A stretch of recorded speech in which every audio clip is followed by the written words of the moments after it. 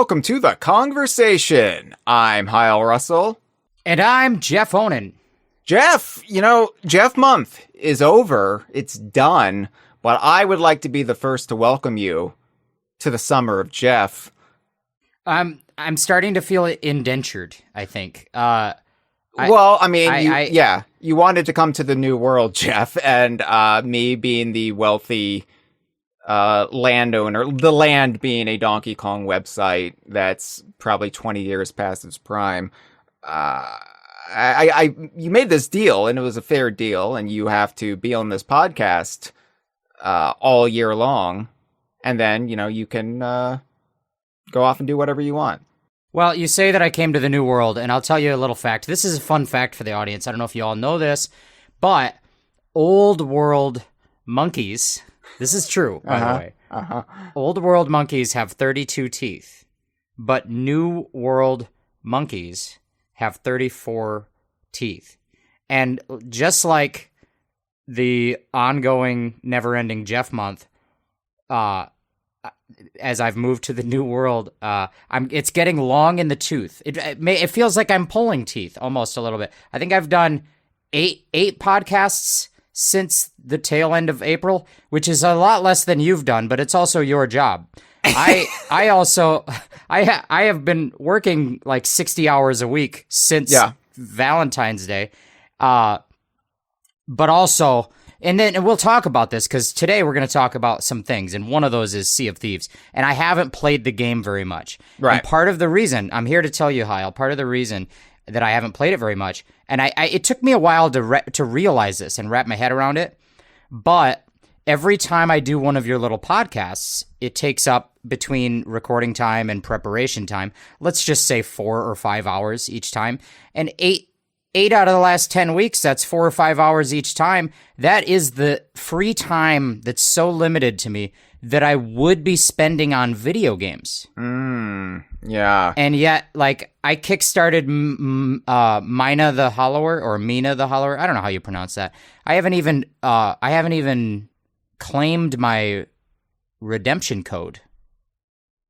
I'm sorry, played Jeff. that. I'm sorry, Jeff. Right. I do know what it's like when you have to do all this bullshit about video games and you forget to play video games. It's a trap I've fallen in many the time, and I would like to apologize. And when I said it's the summer of Jeff, I meant mostly in spirit. I'm not going to keep you here in the Kongversation studio where, you can't enjoy your life because everybody's working for the weekend, according to the band Loverboy. But that weekend has to come eventually for you, and right. It's not this weekend. This weekend I have to work Saturday and Sunday, so it's going to be another one of those. But on the topic of me doing too many podcasts during this joyous and 10-week long Jeff month, I recently did a special little bonus one, and we're going to get into what this podcast is, this main podcast. Right. But I think I should plug the bonus one, don't you think? Well, yeah. There was one. Really quick, let's just launch into it then. So the Kongversation, not only has it been a busy time for Jeff here on the podcast, but it's been a busy time for me as well. And we are still in the thick of double episodes. This is actually a bonus episode. This is just a little treat in the middle. It's like the cream of the Oreo sandwich. And which are vegan. Yeah, I can lick that cream day and night, and I don't break my vow. But since we are coming out of the Stinky Ape Summer Reveals, we have just been cranking these out. We did the DK Challenge First Impressions episode. That was with Dustin. That's up right now. I did the Donkey Kong 64 on NSO episode with Courtney. That is also live right now. And then looking ahead, I've got to do an episode, Jeff. You think you've got it bad. I've got to do an episode about the Nintendo Sound Clock Alarmo. Yeah, I don't even know what that is. Yeah, it's an alarm clock, and it's DKU now. So it was DKU before, but now it's really DKU because they added a Donkey Kong Bonanza theme to it with little animations of Donkey Kong and Pauline and Diddy Kong. I'm spoiling it for everybody, but wow. Yeah, it's something that I'm going to have to discuss in its own dedicated episode. And then, not 15 minutes ago, I got the Super Pocket Rare Edition delivered.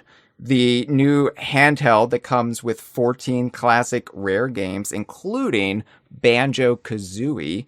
And it's a new optimized version of Banjo-Kazooie. It's not the XBLA version. It's not the N64 version. It's somewhere in between.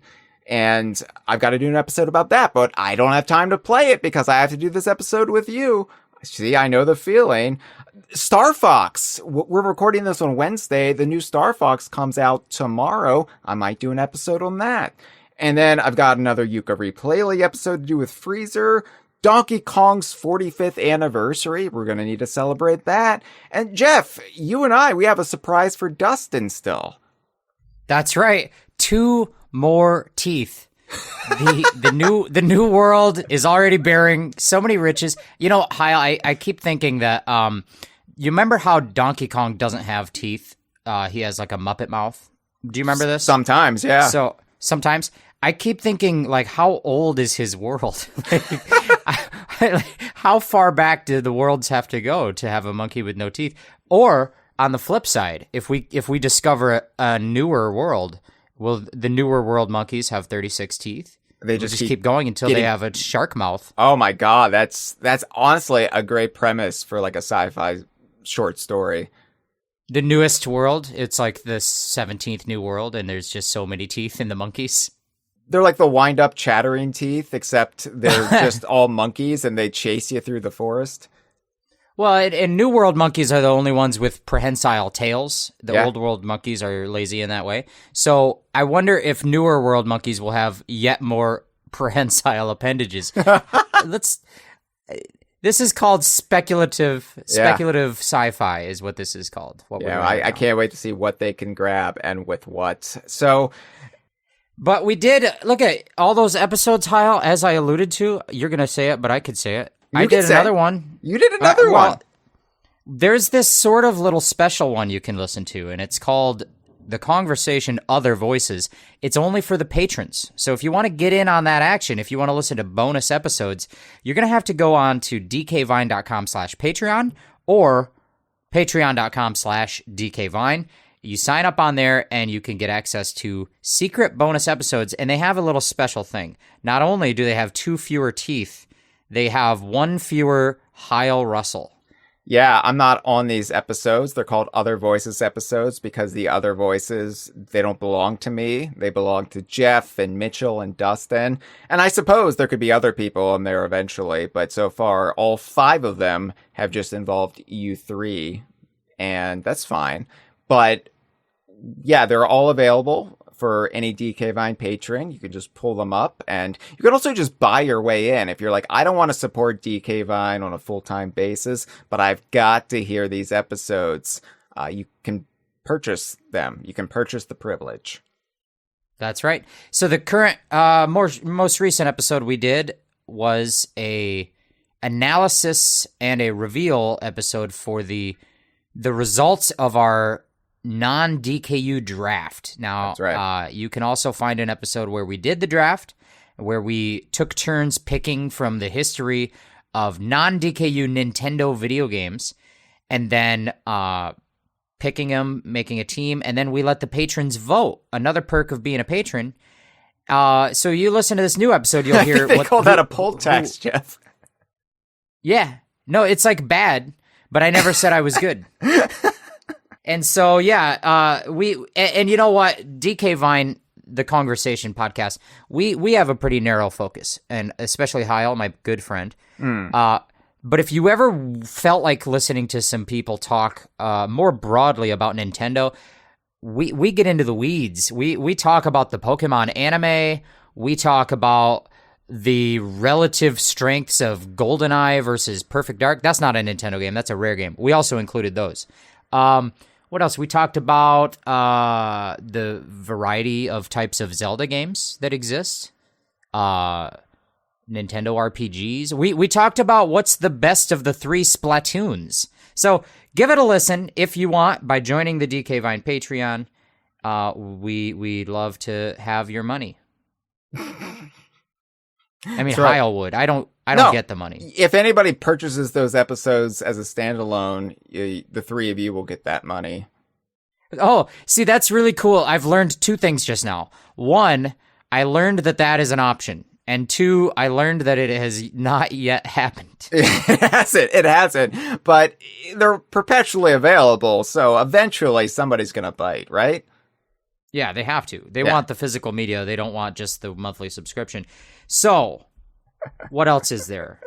Jeff, you have your season 14 life facts shtick, but I don't know. Does the little factoid about teeth, is that in any way relevant to our modern lives?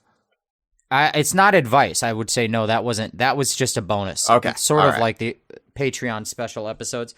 But no, in season 14 of the Kongversation podcast, whenever I'm a guest on the show, which lately has been frequent, except for during the most important news week of the year, I was not invited to that week. But Jeff, I was like, I've got to give Jeff a break. I've got to give this poor little boy some time off. I'm overworking him. He's growing resentful. He's growing teeth. During season 14, I do want to share one little piece of advice every episode just to help us get along, because if you were born the day the Kongversation started, you'd be 14 right now. And that's a precarious age. You might need some advice. So listen, today's piece of advice, and we might put it on a t-shirt. I don't know. It goes like this. If you want to drink less, put the beer in a farther fridge. This is good advice. So I put the beer in the fridge that's in the garage. Yeah. I live in the Midwest, which means we have a fridge in the garage. And when I put the beer in the fridge in the garage, instead of the fridge in the house, I have to walk farther. And then I drink less. It's good for me and my podcast co-hosts. Yes.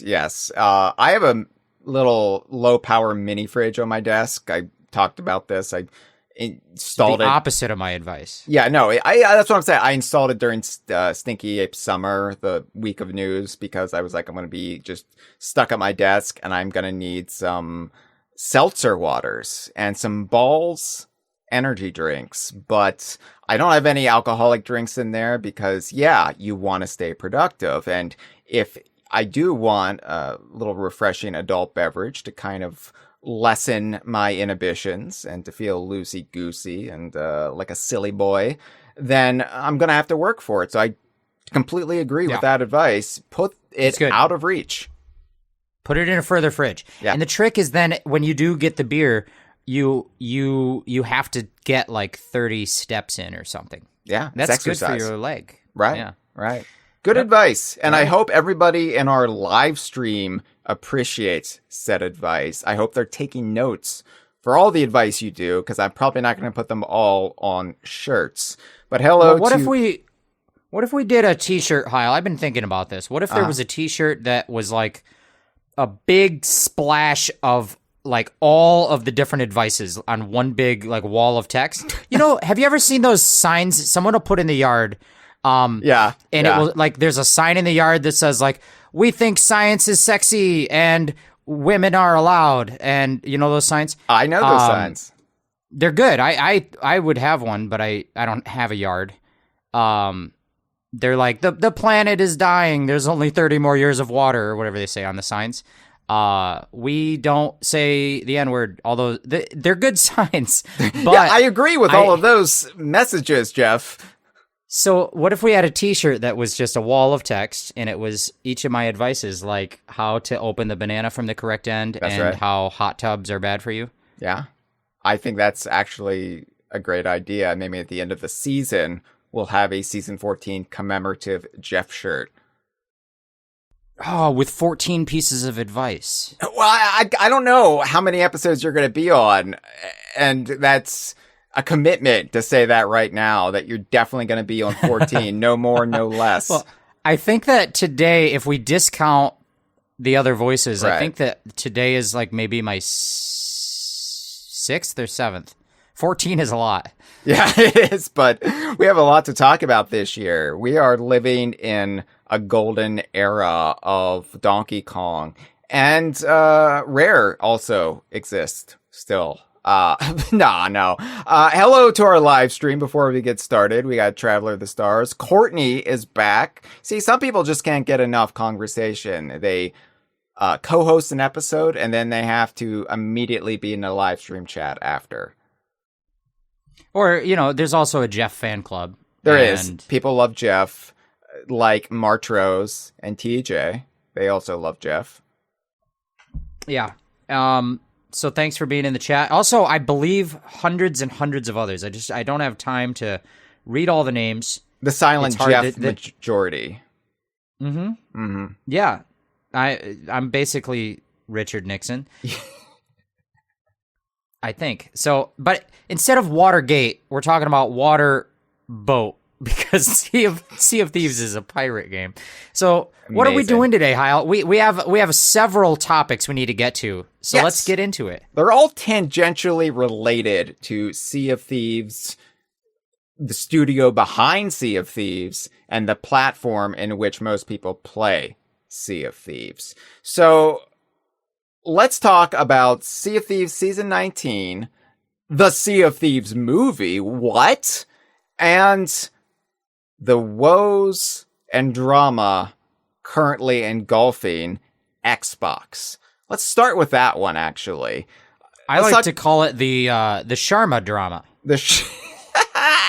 Yeah, so the Xbox Sharma Drama. So, since the Xbox showcase a scant couple of weeks ago, the new head of Xbox, Asha Sharma, is looking to massively restructure the very nature of Xbox, with even the possibility that Xbox could be spun off from Microsoft into its own wholly owned subsidiary. I can't even say it. It's so shocking. And rather than being directly within the corporate structure of Microsoft, they would be their own entity. So, whoa, I know. So fears of layoffs and several studio closures, they're once again surfacing across Xbox game studios. And I don't want to sit here and just rattle off the speculative news of which studios might be in danger. And because for one, I don't like to sensationalize real people's lives and careers. And I think it's tacky. I think it's distasteful. And that's not what I want DK Vine to be about. So I don't want to just sit here, ooh, who do you think's going to get the axe first? I think that's kind of shady, Jeff. Yeah, well, and we can say that in the past couple of years, numerous studios have closed. Yes. And that's past news. It's not speculative to say, for example, that The Initiative, the studio that was formed in Santa Monica to shepherd along a Perfect Dark reboot project, that game was canceled. That studio was closed. So right. This is part of ongoing issues, woes that Xbox is having. But I mean, yeah, there are a number of studios that are at risk or feeling at risk, and there's speculation that they either are seeking, a life raft out, or who knows what's going to happen. It's not within the purview of this podcast to speculate on that. Yeah. But let's just put it out there that these are studios that we like and respect and that we are rooting for. I would say that neither of Hyle or I are rooting for, say, the corporate umbrella of Microsoft. If there was a side to take right now, I would be picking these studios where the people work that make the art. Jeff has that on his yard sign, by the way. It's that whole paragraph I just said. It's very and it also says something about election integrity, even though I did have the pay to vote thing in my podcast. That was separate. Oh shit! Mine says erection integrity. How did I screw that Heyo! up? Boing yoing yoing yoing. Whoa. So we're just becoming the morning zoo crew so gradually, Jeff. Yeah, we need to get a soundboard with just effects. How horrible would that be? Yeah. We'd be the douche from is it Parks and Rec that has the douche, The douche, yeah. So yeah, we can get the Regal scream in there on the soundboard. Yeah. Yeah. That would probably be the only button we would just use it a lot. The Diddy laugh. Yeah. I've got a few sound effects. Probably multiple ditties. Every kind of ditty.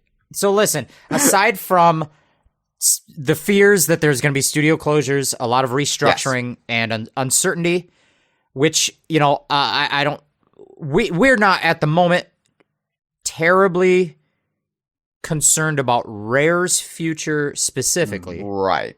We'll get into it a little because bit. Yeah. There is news relevant to Rare, or at least some of the alumni of Rare. Yes, the extended Rare shared universe. So Craig Duncan and Louise O'Connor have both resigned from Xbox within the last 2 weeks. And I should say up front, both were no longer with Rare. Both had sort of been promoted above Rare in the corporate hierarchy. And this is not indicative of Rare's standing at Xbox. This is more of a delayed domino being knocked over from Phil Spencer's departure back in February. And really quick, for those who have forgotten the history, Craig Duncan was the head of Rare throughout what we at DK Vine have termed the Rare Renaissance period, sort of the 2010s into the early 2020s. This was a promotion under Phil Spencer to be the head of Xbox Game Studios. He was promoted in October 2024.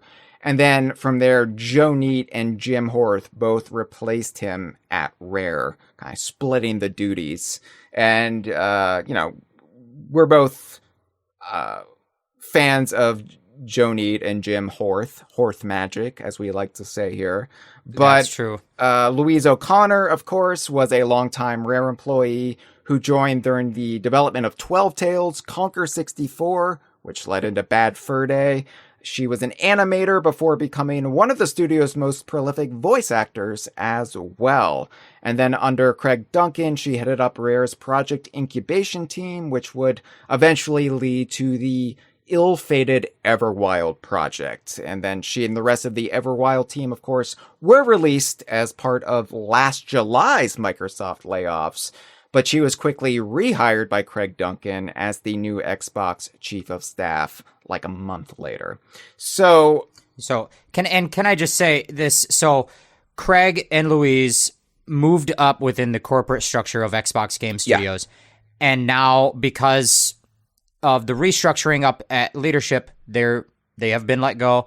But I just wanted to say that, and we're not going to relitigate the whole history of Rare post-buyout, but this is not the first time that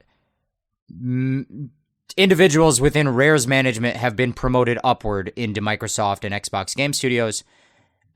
It's kind of been a pattern over time that Rare within the family of Xbox Game Studios, Rare at this point is a longtime veteran of Xbox Game Studios and seen as a sort of a leader, a steward that leads other studios that get acquired and joined under the umbrella. And so, it wasn't a surprise to me that Craig would move upward. It was a surprise that he has been now no longer with Xbox, but like we said, it's because of the restructuring of leadership. He was promoted by Phil Spencer. Phil Spencer doesn't work there anymore. But yeah, just wanted to say that these guys moving up, it happens, and then they don't always stick around. That also happens.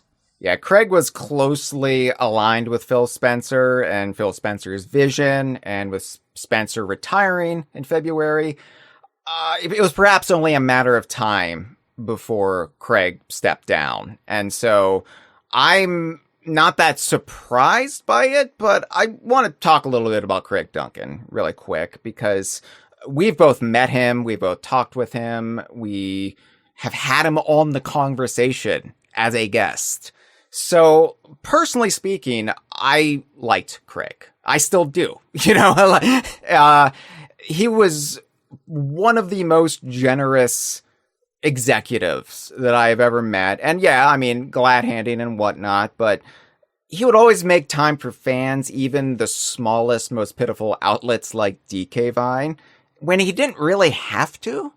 And I don't know, that always just spoke volumes to me. Like, he did care about the job. He wasn't just in it to move up, to get a paycheck, and he didn't really have any personal stake.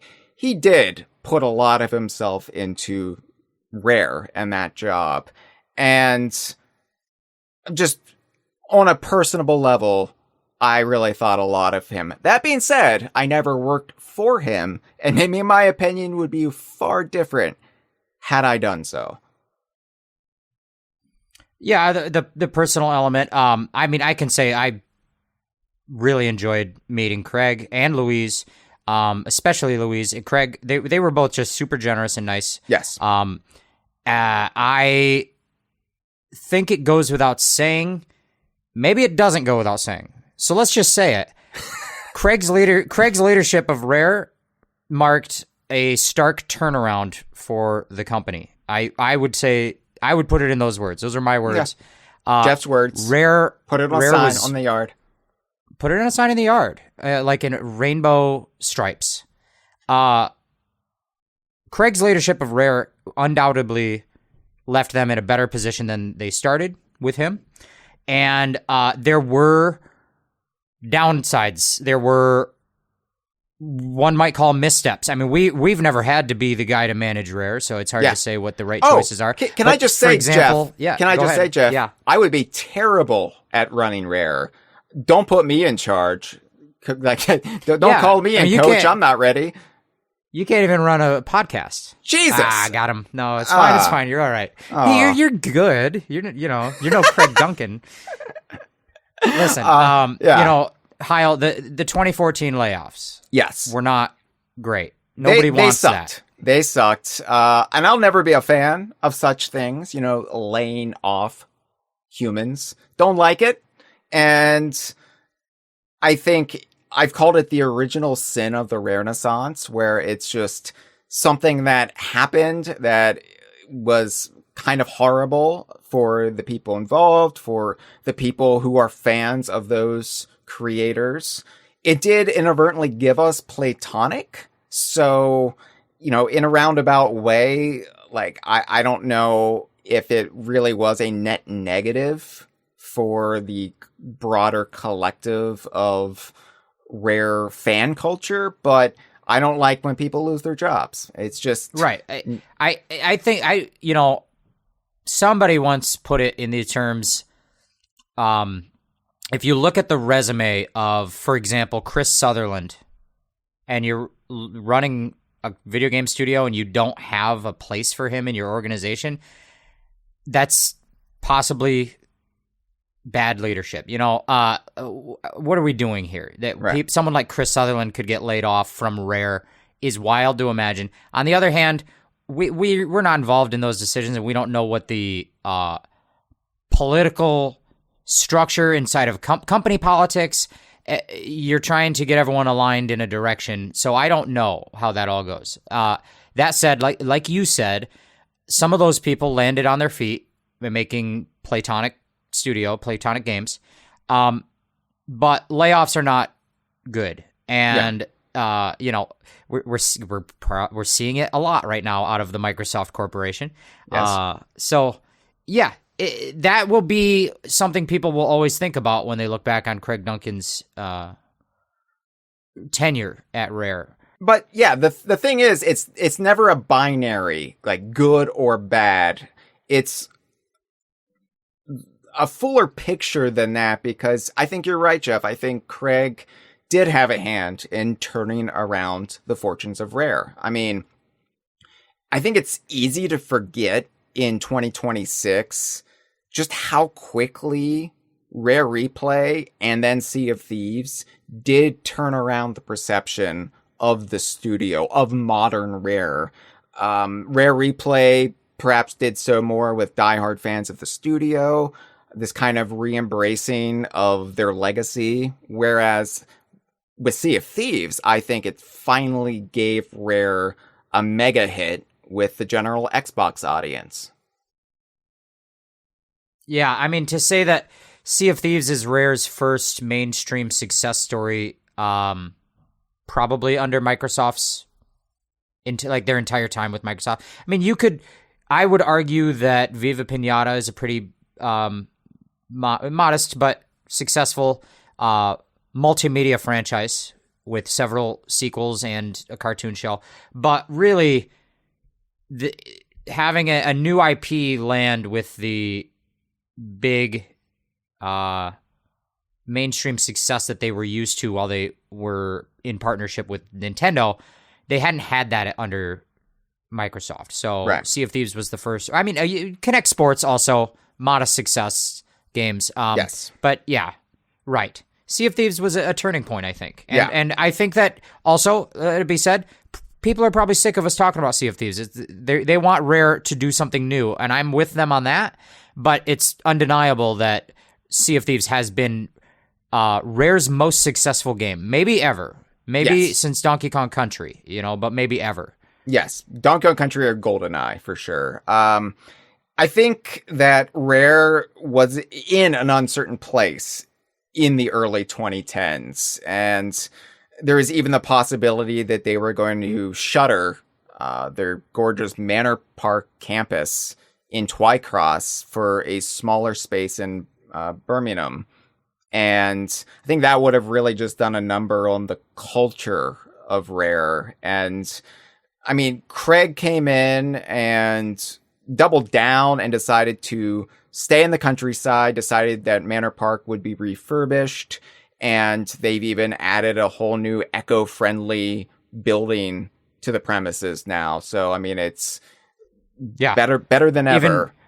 Even dolphins are allowed. Yeah, right? So he helped shepherd the conditions, I think, to finally crack the formula of how Rare could be Rare and make games that feel like Rare games, all the while kind of moving into the modern era and finding a place in the broader Xbox user base.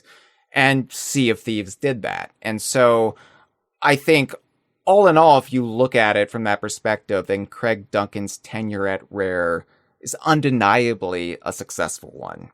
However, as you said, there are missteps, and I think missteps and missed opportunities are a good way of looking at it. Some of these out of their control. Some of these I think should have been obvious, but again, I would bankrupt Rare within a year. So I think on one hand, the desire to prove that they weren't reliant on the faded glory of the studio's Nintendo years was a good thing initially. They needed to kind of prove that they could hang in the modern era, but then that has meant the vast majority of their beloved IPs have languished at a time when all of those games' contemporaries have seen sequels and revivals and reboots and remakes. And I think part of that was early in Duncan's tenure, where the backlash to Young Conquer on the HoloLens getting revealed meant that Rare clamped down and got way more protective of their brands. And that's all well and good in principle, but not when you don't do anything with them. When you hoard them like a dragon hoards its pile of gold, nobody wins. There's just dragon sickness, I think. I don't know. I'm not a doctor. There was a pattern almost where, another studio made Killer Instinct 3, but they called it Killer Instinct. So then another studio made Battletoads, but they called it Battletoads. And then another studio was going to make a new Perfect Dark, and they were just going to call it Perfect Dark. Yeah. I don't like that. First of all, that's aside. Hey, Jeff. Give it a new title. Jeff, guess what? I'm going to have to go out tomorrow to buy Star Fox. Oh, fuck me. I forgot about that bullshit. Listen, we're not talking about that today, but we will talk about some of these other revivals.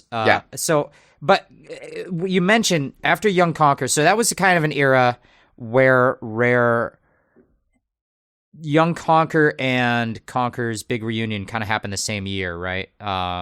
but I think it was sort of right after Rare had come out and sort of had their coming out party of Rare Replay is happening and Rare Classic is back. Rare is acknowledging their history and moving into the future with Sea of Thieves.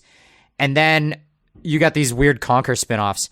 And I think that was kind of before they had gotten their bearings, and the machinery of Xbox Game Studios had already got its grubby paws on a few things. But you're right. I think that after that, they're like, well, maybe we need to actually shepherd them a little more closely and have our paws on them. Okay, and I think that's good. I was told by a high-ranking person at Rare, not Craig Duncan, but pretty high up in the hierarchy in regards to Young Conquer. Smokey the Dragon. Yeah. In regards to Young Conquer, they said, we're never letting that shit happen again. So yeah, I mean, and I think they should. I think they should not let that. I mean, and apologies to Jem, our friend Given, because I think it's a neat little game. But if you want to manage a brand, you cannot let a redesign that drastic happen to one of your characters. Let's just leave it at that without trashing the game too much. Sure. But what I'll say is, after this, they did get more hands-on in reviving one of their IP because Battletoads eventually happened. It did. It didn't happen until 2020, which is, I would say, well past the expiration date on a NES era nostalgia revival, right? Like you're about a decade late. I would say a decade late because those Battletoads memes where people were calling up GameStop looking to reserve Battletoads, that was early 2010s, right? Or even earlier? Yeah. Yeah, I mean, it was... I mean, the Wii era is when stuff like Mega Man 9... Yeah. That's the era to bring back Battletoads. Right, so if you are going to bring back Battletoads, maybe be quicker with the follow-up, right after Rare Replay, because Battletoads were a huge part of the Rare Replay promotion. It was Battletoads and Banjo-Kazooie and Conquer really as the face of Rare Replay.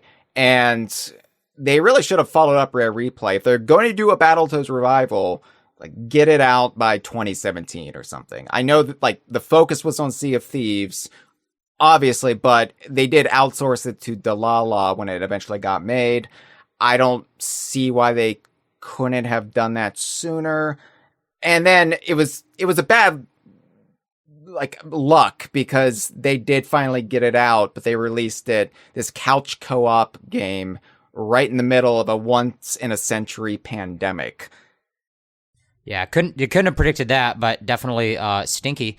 So I think that kind of the thing with that is that Delilah came to them and had a pretty compelling pitch, and they were like, okay, we'll work with you on it. And then they put, I believe it was Paul Collins? Yeah. Was it who sort of oversaw working with them on that? Who also, I believe, was sort of the EP on Rare Replay. If I'm not mistaken. This is old. This is really old in my brain. This is dated information. But I think that they waited for a studio to come along with a good enough pitch, and then they're like, yeah, well, let's do that, and we'll oversee it. So it's within what Rare is happy to have out there rather than just letting you do whatever you want. But you're right. They probably should have been more active in shopping it out. And here's another example is, there was the Killer Instinct game, which I always forget the name of the studios because one studio worked on it and then it moved to another studio, right? It was Iron... Galaxy? Iron Galaxy and then Double Helix? Yeah. So Rare was pretty hands-off with that project. And I believe that the impetus for that project was actually Ken Lobb. Ken Lobb, yeah. Ken Lobb, who still... is he still with Microsoft? I honestly don't know because I'm kind of looking away from the maelstrom as much as I can. But right. So let's just say Ken Lobb at Microsoft was a big proponent of Rare and Rare's IP. He came from Nintendo of America to Microsoft around the same time that Rare got bought. So he had a history of working with Rare. We know the Klob Gun from GoldenEye, all of that. Ken He Lobb. was in the DKC Exposed VHS tape. Yes, probably his most famous acting role. But he kind of got the ball rolling on trying to get a new Killer Instinct going, and Rare was essentially not involved with their own IP. And I believe the scenario was kind of the same with a new Perfect Dark. Now, Ken Lobb was the push behind getting the Perfect Dark remake on Xbox Live Arcade. And I think he kind of pushed to spin up a studio to do a new Perfect Dark. And I think, once again, Rare was maybe not terribly involved in that.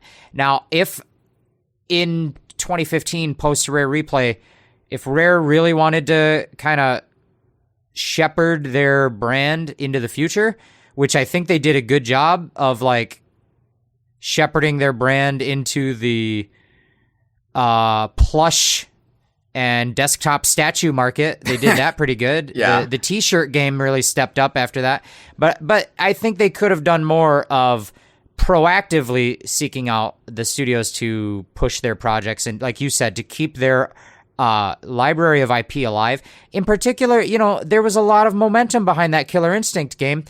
And, you know, why wouldn't Rare take the initiative to try and get someone to follow that up? Like, hey, let's do another one 10 years later. Why can't there be a Killer Instinct 4?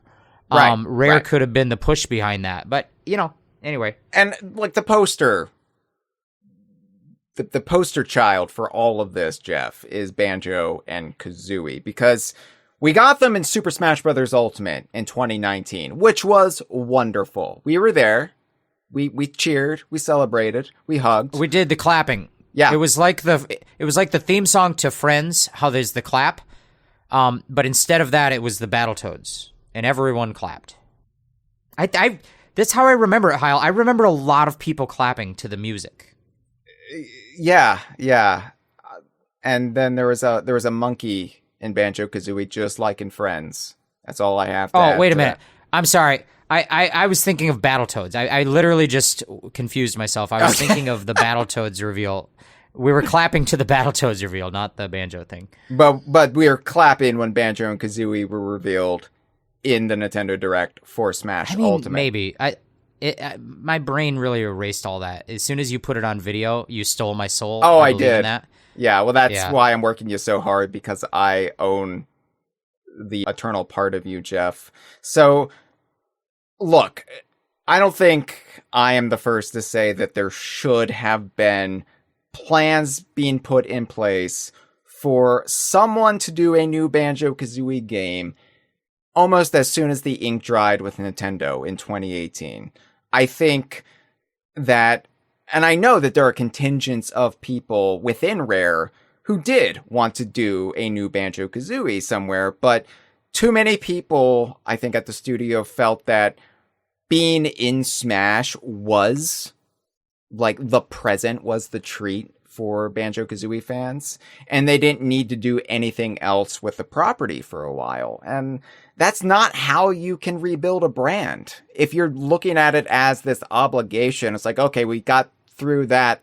We're done for a decade with Banjo-Kazooie. Well, you're not using the gift, the once in a lifetime opportunity of them debuting in Smash Ultimate to get people excited about Banjo-Kazooie, a potentially lucrative brand you own. So I think, like, that is also perhaps a black mark on Duncan's tenure, is just the inability to get anything else going, and that maybe lack of foresight where, okay, we've reestablished ourselves with Sea of Thieves. Great. We got that going. It's kind of a perpetual motion machine now, but we're sitting on all of these other properties. We could really start one at a time, reviving them, building momentum, not only for them, but also for just the broader umbrella of Rare under Xbox Game Studios. And, like, the last thing I'll say is the devotion to the Everwild project, far past when they should have pulled the plug on it. It really wasn't coming into shape quickly enough. And I know they wanted another living open world game, kind of like parallel with Sea of Thieves. The success of Sea of Thieves maybe got them a little bit too greedy, and they were like, what if we had 2 of these? And like, I really, really like Louise, and I think maybe she should have moved on to something else after half a decade of not finding a workable direction for this project. So it's just a lot of missed opportunities and a lot of stalled time. Well, can I also say on the topic of Banjo, like I said, they really circled the wagons on selling T-shirts and statues. Like they did a good job on the whatever U2s and stuff. But putting Banjo in Smash, that's going to be always remembered, I think, as a missed opportunity if you then wait a decade to get a game out. And I think that the thing I want to say about it is that if there was at any point an attitude within the company, maybe in the mid 2010s, that the 3D platformer genre wasn't lucrative or taken seriously, that the IP of a sort of washed up 90s platforming mascot, that there wasn't a lucrative market for that. If that attitude ever existed at a time, it would have been foolish to hold on to that attitude into the late 2010s, because I want to just say, if you look at the 3D platforming genre of the last decade, I mean, you go back further than a decade and you get all of that fervor for things like the formation of Platonic was like the biggest Kickstarter video game project ever when Yooka-Laylee first launched as a Kickstarter project. Biggest video game Kickstarter ever because of the fervor for a revival of that era and other revivals that happened by indie studios. And then all that momentum carried, and you have things like Nintendo making Super Mario Odyssey in 2017. If that's not proof enough that the classic 3D platformer is not like a washed up nostalgia thing, it can be a modern, serious contender. That game was nominated for the Game of the Year, and in fact, Hyle, 6 different 3D platformers have been nominated for Game of the Year in the last decade. 6. Yeah. And some of them won. Okay? And you don't have to have Game of the Year either. You could still just have a game that's good, because you have like the Crash Bandicoot remakes, the Spyro the Dragon remakes, Crash Bandicoot 4, the revival of those SpongeBob platformers. There's always new Sonic platformers coming out. There's indie stuff coming out. There's the Kirko mods and fan projects. The last decade in 3D platforming has been so... It's just been nonstop. 3D platformers are coming out all the time. So if you might even say 3D platformers, they're having a moment, Jeff. In 2014, if you thought, we can't be dragging out a washed up mascot, well, take a look at 2026. Bubsy. Yeah. Bubsy has a new game. It's liked. That People one like hurts. That one hurts. That hurts. When I'm looking at Rare's library of IPs, of brands, of classic properties, and I'm seeing Bubsy is over here getting a critically beloved new game. I'm just like, all right, somebody screwed up along the way. This is wrong. We did it wrong. We did. So, if Nintendo can get nominated for Super Mario Odyssey and Donkey Kong Bonanza, and then, PlayStation in their own first-party lineup, they can get nominated for Game of the Year with Ratchet and Clank Rift Apart, and they could win Game of the Year with Astrobot.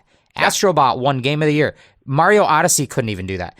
And then you're like, well, but we're not Nintendo and we're not Sony. We're Microsoft. The Microsoft kids, they just want Halos and Fortnites. We can't sell it on a Microsoft. You're wrong, because Psychonauts 2 got nominated for Game of the Year, and that's a Microsoft property. Okay, so don't tell me that there's no place for Banjo. On that front, Xbox has gone like cross-platform. So put it on the Switch, boy. Yeah, like even if they did a Banjo-Kazooie game, you put it on the Switch too, you are going to make bank. You're going to make bank. You know how many Switch 2s there are? There's probably more Nintendo Switch 1s than all generations of Xboxes. I'm going to guess right. That's true, and I'm going to ask our audience to check my math.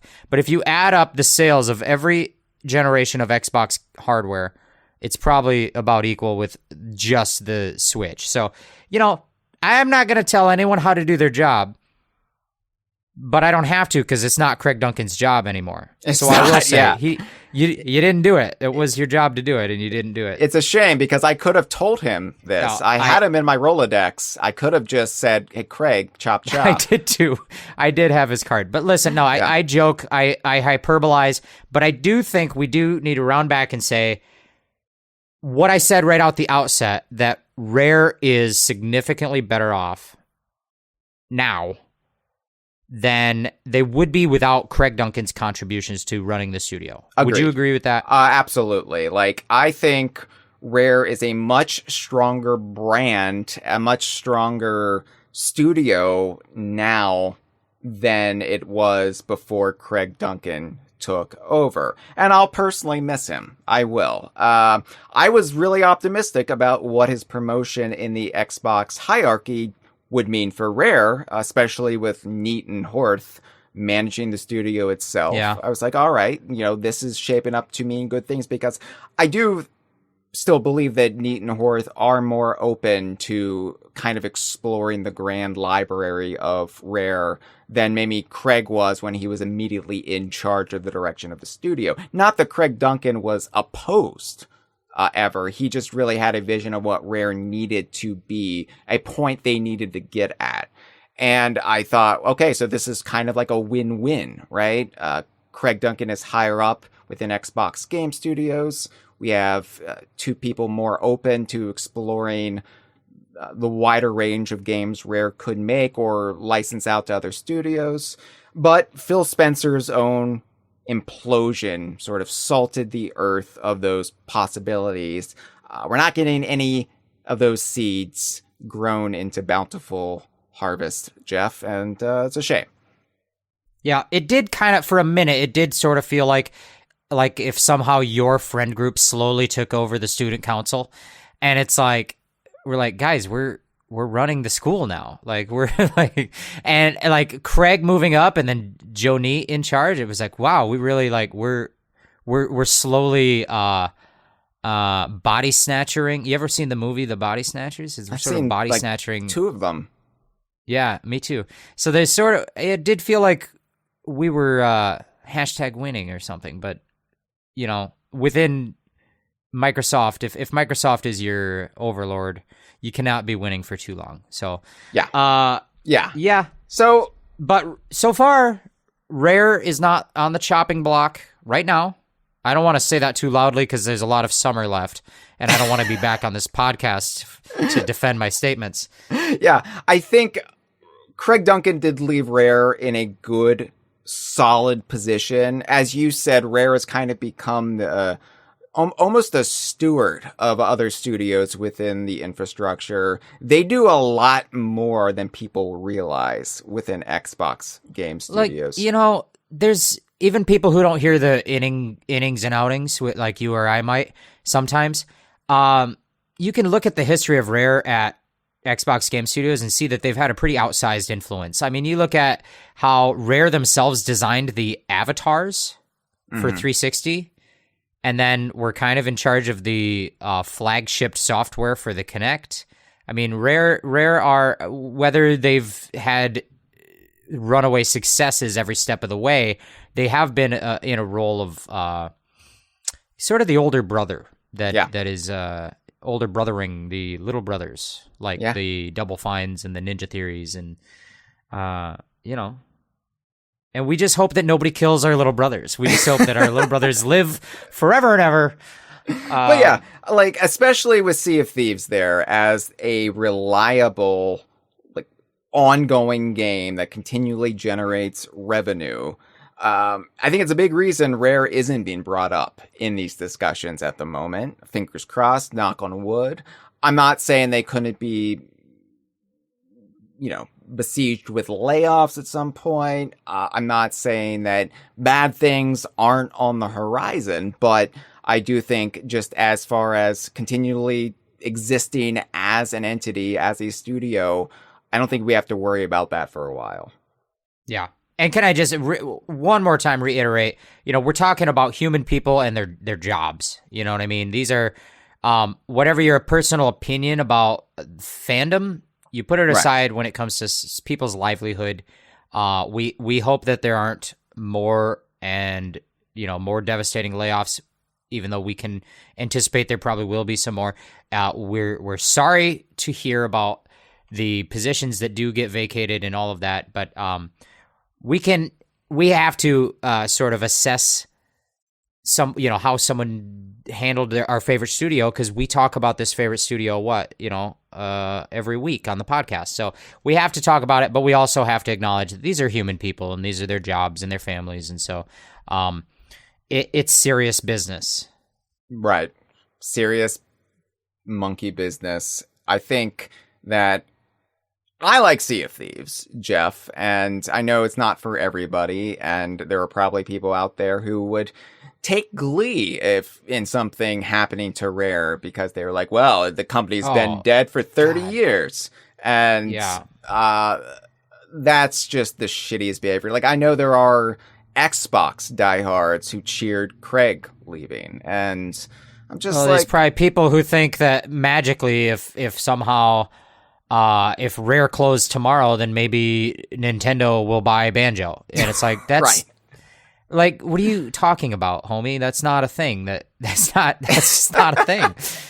Yeah. So yeah, these are people. These are really, and it's across the entire industry. We'll talk. Here's the problem with thwe don't like to always get into it, but I'm going to get into it. Hyle, Microsoft bought too many things, and the whole time they were doing it, none of us felt like it was good to do. And they're not the only ones doing it. Every other company that's big is buying the little ones, and it's bad. And here's the problem: is that all it takes is a corporate restructure, and you can have like 30% of an industry thrown into chaos because they might not have jobs tomorrow. And it's fucking horrendous. And, when people are looking at that and they're playing a game of sports teams and saying, yes, Microsoft's going to buy Activision, maybe they'll make a new Crash Bandicoot game. Like, that's not real life. That's not, like, this isn't a good thing, okay? And if for people who don't understand what these mergers and acquisitions, what they mean and how they affect real people, when one company buys another company, only two things happen. One, there's one less company. And two, $100 billion is now missing. So now that company has to tear itself apart to find $100 billion because they just spent it all. Right. And that is what's happening in Microsoft. It's happening in Google and all these. And you have, on top of that, rising costs because of a global economy thrown into chaos by bad actors who don't know what they're doing. So not Ken Lobb. It's bad. He was a good actor. He was a good VHS actor. Tape. I will stop ranting, but I just, people who are like, yay, Crash Bandicoot and Banjo are owned by the same company. So cute. Like, that's not cute, homie. They're not. It's not real. It's people love to play corporate cheerleader, especially into something like the console wars. Yeah. And that's stupid. This is why the government and governments, plural, used to prevent monopolies, used to break up monopolies. When Microsoft had a monopoly in the 90s, it was a big deal. And unfortunately, now we live in the Wild West when it comes to this kind of thing. There are no rules, and we are all bearing just the worst fruit from that, because the industry doesn't win. The people who work for the industry, they don't win. And ultimately, the fans don't win, because you will have less games to play, less variety, and less opportunity to even break into the industry. So, yeah, I do look back on the early days of Phil Spencer's tenure favorably, but they really shouldn't have bought all those studios. Yeah, I mean, I think their little plan that Xbox Game Pass just needed more quirky software, and it would just keep itself afloat. The games didn't have to sell well as long as they contributed to a package. So we're going to buy Double Fine, or we're going to buy Ninja Theory, or we're going to buy Obsidian, and that seemed cute for like a minute, and everyone thought, those little single A and double A studios, they can't survive on their own. So good big brother Microsoft is actually keeping them afloat and enabling art by letting them just release whatever can be critically acclaimed and add to the overall package of Game Pass. And then they buy Bethesda, and people say, well, hold on, wait, what does that mean for the little things you bought? Because you just bought like a pillar. You just bought like one of the support beams of the industry. And then they buy Activision. And Activision already had merged with Blizzard and King over the decades. And it's not cool. It's not. So don't joke about it. Don't act like a cheerleader and think it's cute because Crash Bandicoot and Banjo can live in the same purgatory hell of not getting games. By the way, it's not cute. We've got to move on, but I want to specifically say when a lot of these smaller studios were making these quirky little games for Game Pass, they were specifically told, don't worry about sales. Don't worry. You won't be in any danger. We just want you to make the games you want to make. And then all of a sudden, the rules have changed. And it's like, exactly. Yeah, you haven't made AAA titles. You haven't justified yourself. We're shuttering your entire studio. Bye-bye. Dude, I'm a follower of the DC Universe films, so a Warner Brothers follower. So I know what it's like when all of a sudden corporate leadership and merger acquisitions totally change the game plan on what we're doing. I believe that Warner Brothers is currently owned by Cuisinart. I think that might be true. Or is it Crayola? Is it Crayola Markers that bought Warner Brothers or merged or something? I'm not sure. Ever since Discovery Channel bought Warner Brothers, I realized I'd have no clue the relative size and power of corporate structures. But and now they're going to merge with Paramount or something. It's all shitty fucked. But we do have to move on. We do, yeah. Speaking of Discovery Channel, speaking of sharks, Sea of Thieves. Whoa, okay. Amidst all of this Sharma drama, we have Sea of Thieves Season 19, which recently concluded. And, I'm generally favorable in Sea of Thieves. I have some thoughts on this season. And Jeff, even though you didn't get to engage with it as much as you want, I know you did play a little bit of it just to get a little sense of what we were about to discuss. Yes, that's right. So Sea of Thieves Season 19. It feels weird, just like that felt like a whole episode of a topic, and now we're shifting gears. So let's just blow it out. Wave your arms. Shake it off. Do you need me to just like slap you in the face or something? Yeah, give me a little patty slap. All right, hold on. Oh. That's good. Yeah. What were we talking about? Sea of Thieves Season 19. Sea of Thieves Season 19. So listen, Sea of Thieves Season 19. You're right. I didn't get to play it as much as I like to. Now, this happens every few seasons. I'll have a season where I say, I didn't play it because I wasn't interested or something. That is not the case this time. I've just been working so much overtime. I'm working 6 or 7 days every week since Valentine's Day. And it's really hard to bring myself to play on a Sunday morning when I'm either it's my only day off or I am not at home. I'm at work. Then it's really hard. It's especially hard when I'm working. But I will say this much. We're going to talk about this. I don't know what your opinions are. I don't know if you had like a hellish slog of a time, but I'll tell you like the 4 times-ish that I played Season 19, actually, I think every time I had a blast. And we will get into it, but we're going to go through the notes. I think we're going to kind of skip through a lot of it because some of the finer details are not always so important especially to our audience at DK Vine, but especially when we spend an hour talking about a different subject first. But I just have to say, as someone who didn't play most of the season, this was the hardest one I ever had to prepare to talk about for the podcast. Because Hyle said, let's do an episode about Season 19. I said, okay. And then I was like, wait, what was Sea of Thieves Season 19? Honestly, I'm not even sure if Rare was clear on that, because it was kind of a hodgepodge. It was kind of a hobo stew of kind of just ideas they had. And I don't think the totality of the season ever really made much sense. Yeah. So I did prepare the notes, and it was hard to do.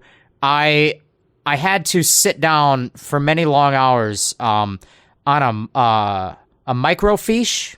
I don't know if our audience knows about microfiche, but I was in the basement of a library with a cigarette and a cold cup of coffee in a styrofoam cup. And I was scrolling through the microfiche trying to learn every detail about season 19. And Hyle was saying, like, come on, you're never going to learn what happened, like how many different time-limited weekends were in season 19. And I was like, I got to crack this. I'm so close.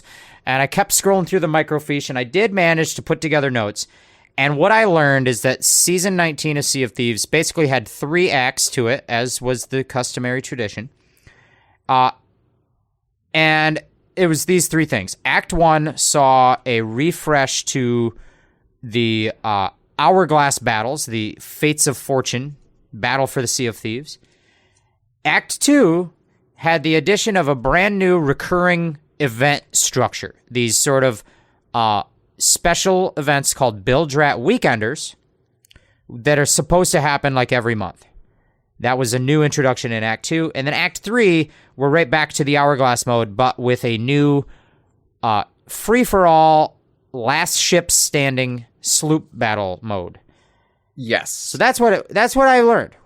Yeah, so basically a lot of PvP. A lot of PvP with some chicanery smack dab in the middle. So, like, let's get into it. Act 1, the Fates of Fortune, the Hourglass battle refurbishment or refocus on the Hourglass battles. So the Hourglass battles are kind of a way to spin up PvP encounters in the game. They added these ages ago. You can sail for either the Guardians of Fortune, which are aligned with the Pirate Lord, sort of the Athena's organization, the quote-unquote good guys of Sea of Thieves. Or you could sail for the Servants of the Flame, those aligned with the Reaper's Bones and Captain Flameheart, sort of the fascist of the Sea of Thieves. And, you know, this came to the game, and initially it felt fun when there wasn't a whole lot of lag, and it was all well and good, but as time has gone on, Jeff, the only people who play this mode are the people who only play this mode, who have gotten really good at this mode. We call them sweat lords. And so if you are looking to get into this mode again, because, they've refurbished it, they've added all these new things, there are these time-limited cosmetics to get, I have the fear of missing out, I have to get it all. If you're jumping into this after not stretching your muscles, playing Hourglass at all within the past couple of years, like I perhaps did or didn't do, then you are going to not have a good time with it, especially if you were concerned at all with those time-limited FOMO aspects. Yeah, well, let's talk about it. So, again, I went into this season barely having time to play, and I just did not care about the time-limited rewards. So we're going to have different perspectives. But let's talk about something that is not subjective, objective. Here are the actual changes they made. I'll rattle them off quickly.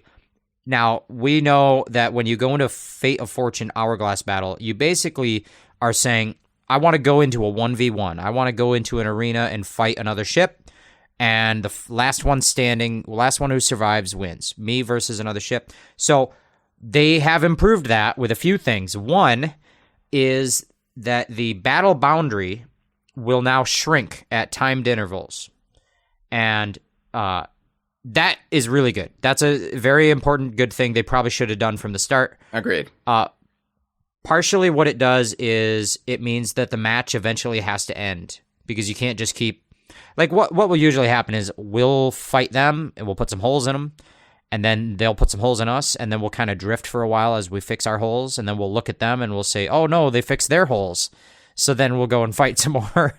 And you can get stuck in a pattern of this, and there's no, like, guaranteed time limit for it to end. So by shrinking the boundary, it means you can't just keep escaping and fixing and repairing and then coming back. You eventually get to a point where there's nowhere to run. Your and butts you will just have to start fight. touching. Your butts. Butt touch style. The kiss of death. And that's good for that reason. It also makes it so that it's impossible for players to camp their boat in a spot that is too shallow to sink. There are some spots that people will cheese. They have discovered that if you park in exactly the right spot, it's too shallow for your ship to ever sink, no matter how much they hit you, and then you can't lose. Well, now the battle boundary will keep shrinking until it eventually has shrunk to a point, and at that smallest point, it will be out in the ocean. It will not be over an island where there's any shallows. If you stay on your shallows, you will leave the boundary, because the boundary will leave you behind. That's right. So that's good. They also made it so that you can just press like a button after you lose a battle to say, I want to hop right back in. So that way you don't have to load back to a server, revote up the flag, jump back in. You could just press a button, say, jump me back in. And even when you do that, it will automatically re-raise your emissary flag, which is nice. Now, one of the reasons you might want to leave the server, spend a few minutes thinking about it, and then jump back in is that a lot of times you want to restock. And they've improved that by just giving every player a supply crate of stock at the start of every match. That is nice. That is. And one of the things, I don't know if you knew this element. I don't know how publicized this detail of it is, but one of the things that's cool is that it actually reads what you have in your own inventory, and it will give you less of something that you already have a lot of. So if someone is stocking up on chain shots, they will get a new supply crate every match, but their supply crate won't have chain shots in it because they already have a shitload. Did you know that? I actually did not know that. Yeah, they don't want to overload you so you can just spam one item. They don't want you to be like, we have infinity firebombs, so we're going to spam firebombs. So the supply crate they provide you every match will have less in it if you have things already. Kind of neat. It is. I agree with all those changes. Those are good alterations. It removes a lot of waiting time. It removes a lot of just the very, very dry restock, re-raise the emissary flag. Now we have to sail out to open waters. We have to dive again. We have to wait as we're underneath the sea until somebody's ready to fight us. It can get draining. Not as bad as the wait times for the arena back in the day, but still, if you just want to fight somebody, you just want to get into it. And so I think there are a lot of smart decisions there that probably should have been implemented more from the start. Yep. So we'll save some of these thoughts on these overall changes. I think for when we talk Act 3, they had another PvP mode that they added, and these changes apply to that as well. But, to touch on Hyle's point about if you're playing to get the commendations, if you're playing to get the time-limited rewards, they had some. One of the things in this act structure that we've been talking about for the last several Sea of Thieves seasons, and maybe we won't be talking about again in the future, because I believe they're abandoning it moving forward, is that each act of the season has its own new gameplay kind of addition, but it also adds in seasonal deeds, a short checklist of things to do, and then if you do all of those, you're going to get some sort of limited cosmetic, but you're also probably going to get close to level 100 for the season just by doing those. And in the past, I've talked about how much I like this system. It hasn't been perfectly balanced every season, in my opinion. Some of them have been good. Like, I really think it should just be like, if we add a new gameplay feature, all the deeds should basically say, fully engage with this gameplay feature like at least once. You know what I mean? All right, go do the new event. And another deed is sell that treasure from that new event. And another deed is do this funny thing while you're on the new castle. And like, but as long as you go through the whole thing once, you should be able to do most of the deeds. Now, I did not try to do these deeds. So do we want to talk about them? They might have given you a bit of grief in your life. Oh, they did. They did just a little bit, because most of the deeds in Act 1 were tied to being victorious in battle, or at the very least, doing some flashy stuff against generally what were much more practiced opponents in this mode. So, survive to the final circle in a faction battle. That means you have to keep the fight going until the battle boundaries shrink to the very end, which I did not do until I played with you 2 days before the season. Oh, really? Ended. Yeah. Yeah. Oh, I didn't realize that was... See, it was probably easier with me because I'm very good. You are. No, I'm not. Most people think you're a lover, but it turns out you are a fighter. Destroy an enemy crew's mast in a faction battle. Just hit it with a chain shot, but that was per player. Or no, that actually was per crew. That was per crew, so we got that pretty quick. Vote to rematch into a faction battle after a previous battle. We got that right away. Win a faction battle. I never got that one all season long. You never won? Never won once. You should have told me. We could have gone in. We could have done one. No. It's the rules have changed, Jeff, and the people who play this mode. It used to be balanced for your skill level, right? Or at least that's what they touted as what the mode would be. And you're only playing against people who have the skeleton curse, which means that they have gotten to level 100 in this mode for the Reapers, and they have become Skellies. Well, I'll tell you right now, Hyle, I think one of the things I've noticed is that sometimes you and I will play on like a random Tuesday night at tuesdaynights.com, and I think that the people that play on Tuesday night are different than the people that play at 11 a.m. on Sunday, and I think that we hang better. Are you saying that the people who play Sunday morning at 11 a.m. Eastern time are heathens because they're not in church? Yeah, addicts. They're like they're sweaty and they play it for 80 hours a week. But addicts for the game, not like meth addicts. They couldn't sleep all night because they're on meth. No, I mean like they play the game too much if you're playing at 11 a.m. on Sunday. Oh yeah. I think that if you jump in on a Tuesday night, you definitely could run into a regular person. Oh. Yeah. That's a good theory, actually. I just assumed that the only people who played this mode were the disgusting tryhards who love the bunny hop as skeletons.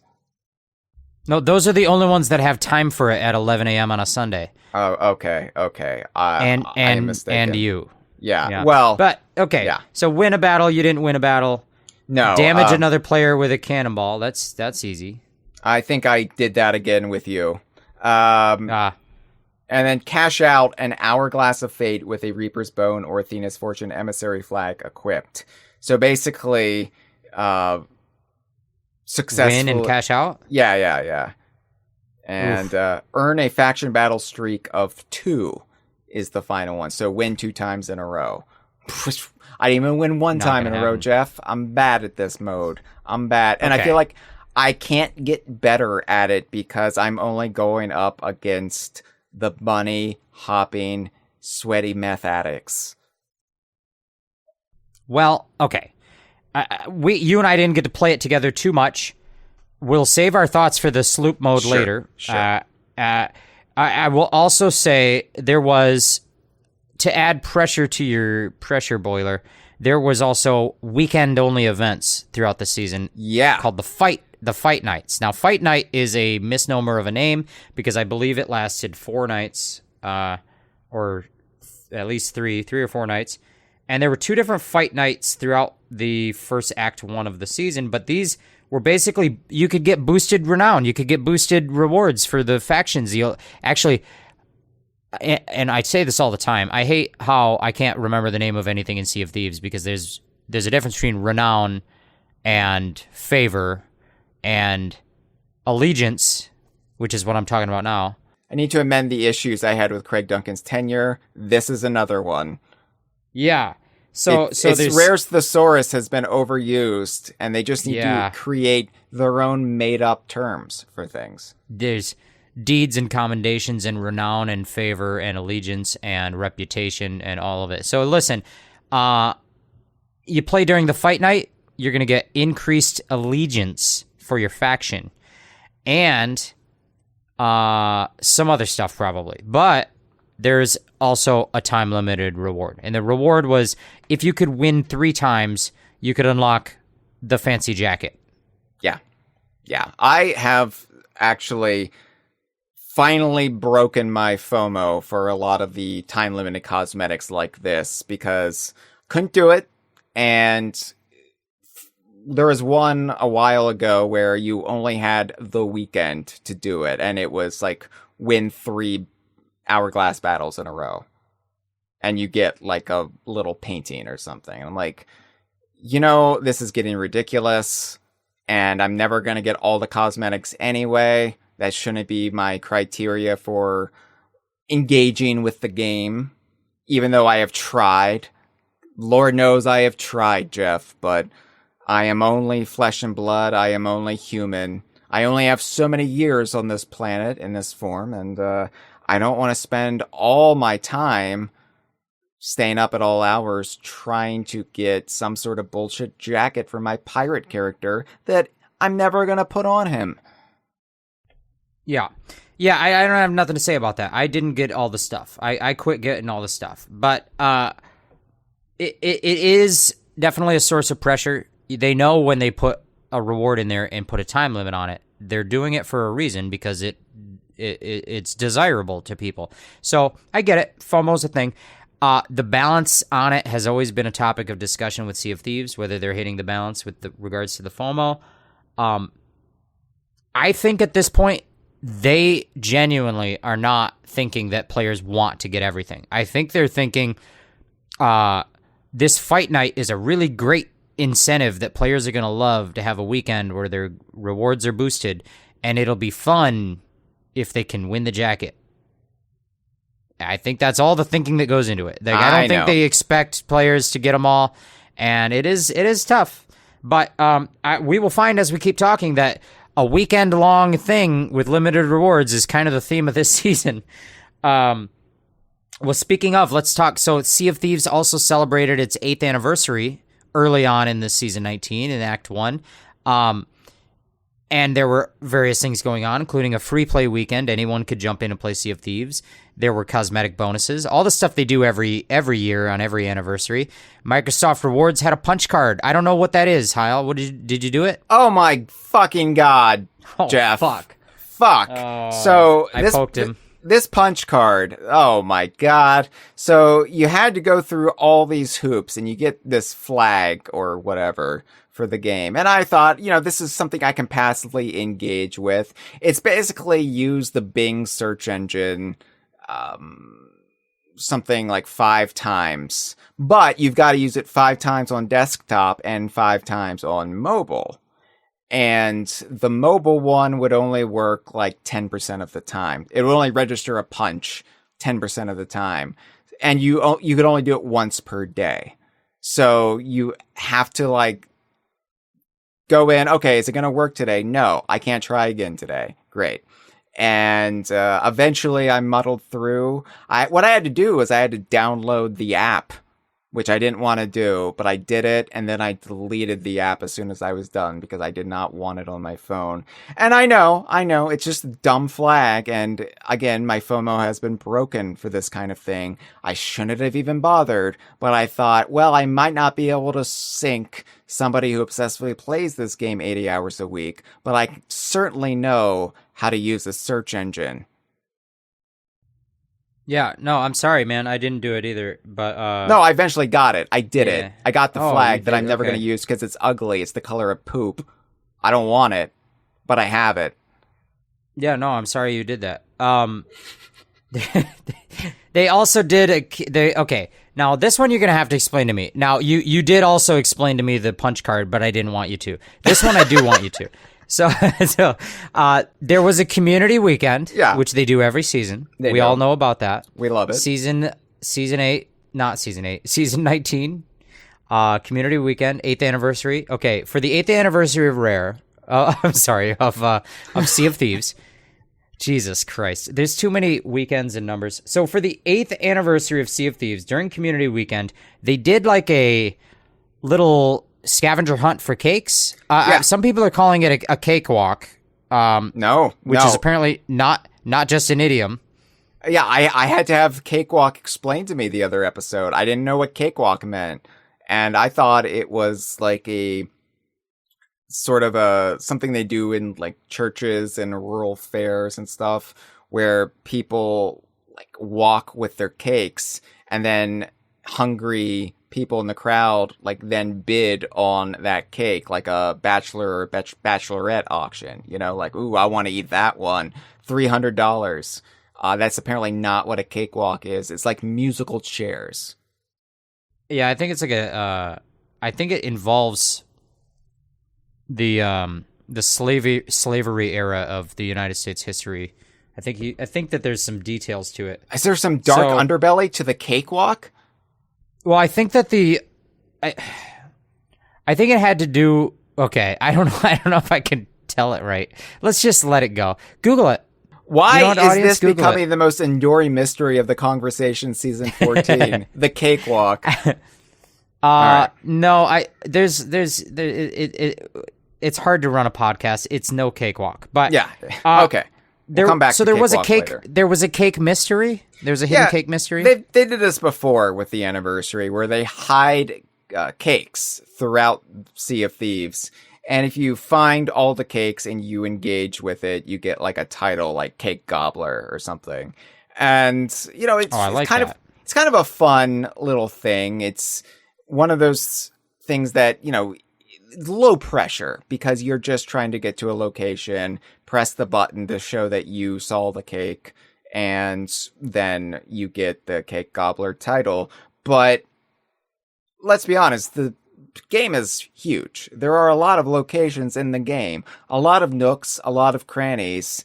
It's like an English muffin because it was developed by an English studio. So I just used Rare Thief. I just used Amir's website because I couldn't be bothered.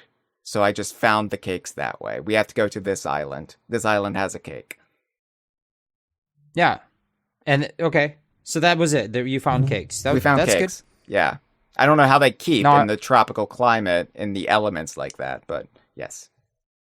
Okay. So there was a cake mystery. We did it. And then there was another fight night. Well, and by the way, they announced this isn't interesting. I don't know why I'm even saying it. There was new 2026 editions of the game, just a new SKU that came with different bonuses. But I thought this was interesting because I didn't know this. So you can buy, it's hard for me to imagine someone buying this game in 2026 because I already own it. Yeah. I would never buy this game. It would be a crazy thing to do, to buy this game. I already have it. So, but when I try to picture myself as a consumer who doesn't have it, I remember they have to buy it. And there's all these editions, standard, deluxe, and premium. What? It's too many. But listen to this. Did you know that if you get the deluxe edition, you get the Sea of Thieves Athena's Fortune audiobook, the Rough Guide to the Sea of Thieves ebook, and you get a digital version of the Sea of Thieves soundtrack. To me, that's kind of neat. That is good. It's a good deal, especially the Athena's Fortune audiobook read by Toby Stevens. Yes. Also an actor that was in the Black Sails series. That's right. A good TV show if you like pirates.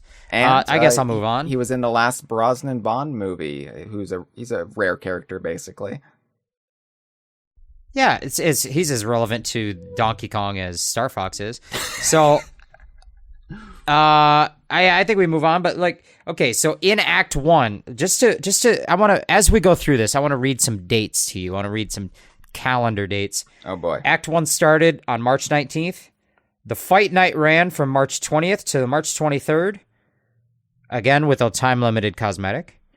The community weekend with the cake mystery was from March 27th to March 30th. So another weekend, just one weekend later, again with a time-limited thing, because I believe there was like a title or something to finding all the cakes. Yeah. Cake then Muncher. there was the Cake Muncher, yeah. Then there was Fight Night 2, which was April 10th to April 13th. So in one act of the season, we've had 3 time-limited things to do, and each of them only lasting a weekend. So if you want to complain about the DK challenge, shut up. Yeah, and it's really frustrating if you only play on the weekend and you want to maybe engage with the wider offerings of the game. No, instead you're like, oh, well, it's only this weekend. I've got to do this instead.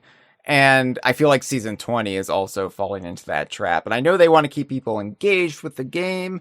It's there as an incentive, but also sometimes I just want to do a fucking tall tale. I don't know. I don't know either, man, but then Act 2 happens. So yeah. Act 1, again, those deeds had you doing all of those PvP tasks. Those deeds lasted the whole season. Act 1's deeds lasted the whole season. So you had time to do them. And Hyle, as you said, you got some of them done right toward the end of the timeline. Act 2, in the pattern of the last few seasons, Act 2 has been a time-limited thing every season. Yeah. Usually a limited event. In this case, literally a limited weekend, I believe. Because Act 2 launched the Bilge-Rat Weekender, a new festival in Sea of Thieves.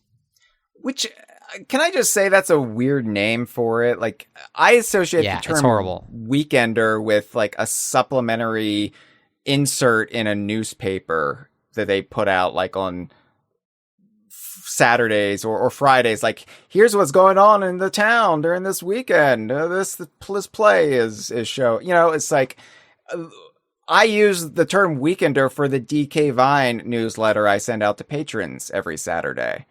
Yeah, and it does feel like a bulletin. Yeah. I don't know. Should have just called it Bilge-Rat Weekends. Bilge-Rat Weekends. Right. Yeah. I don't know. But what is it? Well, they're kind of threatening to do this every month. And the idea is that...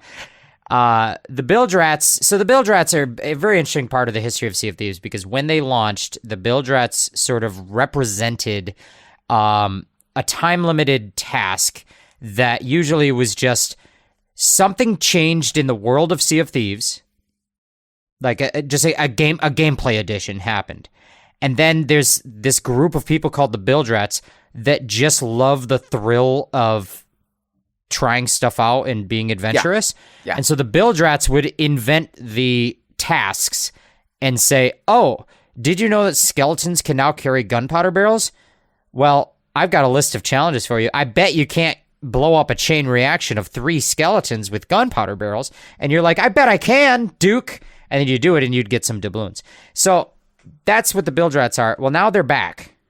Thank God. They've never gone away, really, but they have been de-emphasized dramatically.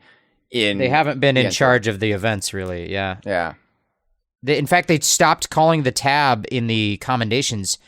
They stopped calling it the Bilge-Rats tab. It's now the... Adventures at Sea. Yeah, the islands in the stream, I think. So... the Bilge-Rat Weekender, the Bilge-Rats are back at their old business, and now they're saying, we're going to have a party every weekend. We're going to have a party one weekend every month, and we're just going to throw a whole bunch of shit at you, and you have to get it all done in 4 days.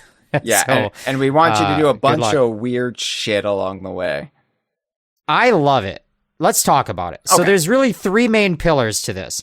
Other than the fact that there's decorations on the outpost, and there is a fireworks show at one of the outposts every in-game night. That's kind of just fun, whatever. But there's really 3 main pillars of things you can interact with, and it all will tie back into how they have reset the doubloon system. So maybe let's come back to the doubloon system, because it'll tie into everything. But the 3 main things are that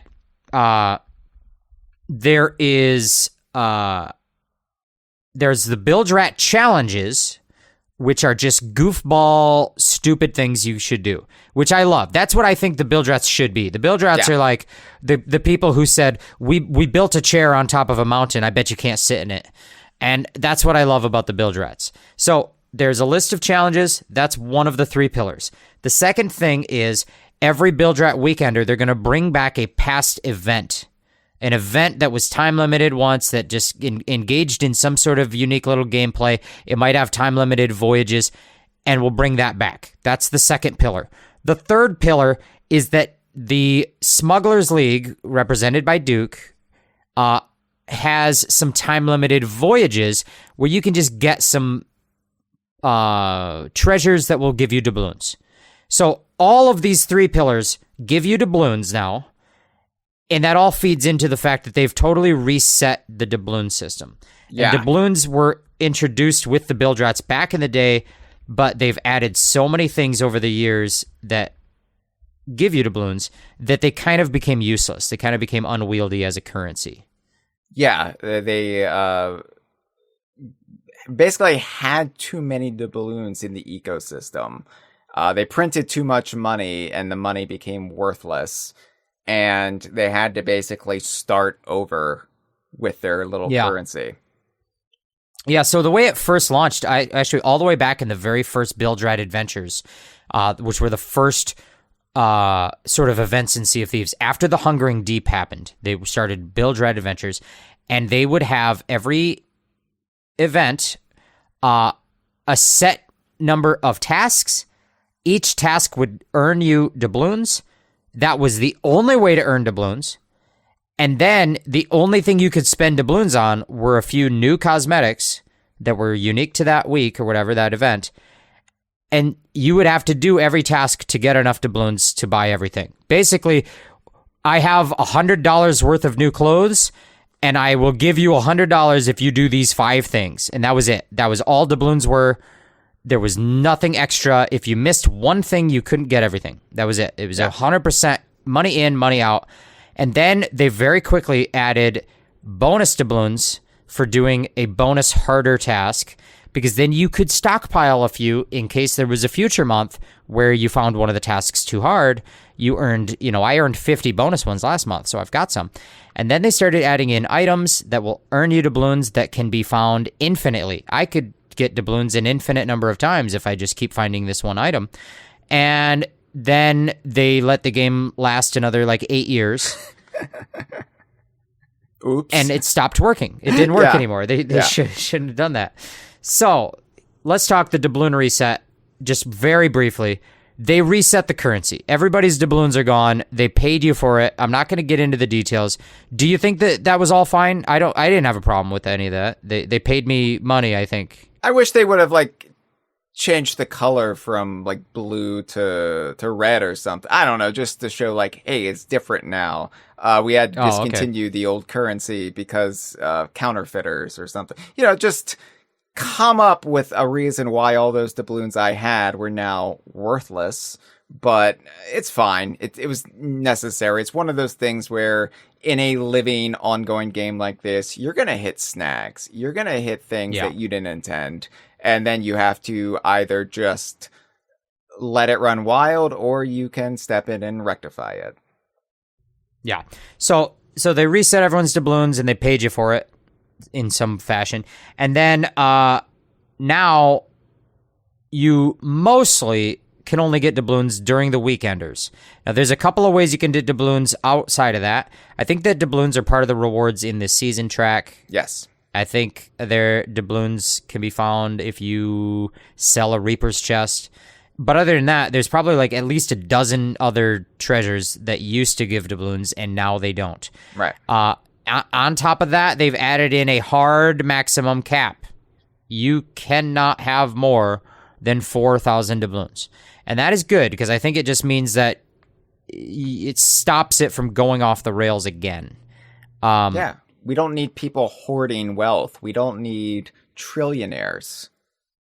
No, it doesn't make sense. So that's all good in terms of the economy of it, but also it's not just the economy of it. It to me, what it means is it's given doubloons a specific purpose again. Yeah. Because before they really didn't have one. Their purpose became so abstracted and generified that doubloons could be used for a lot of things.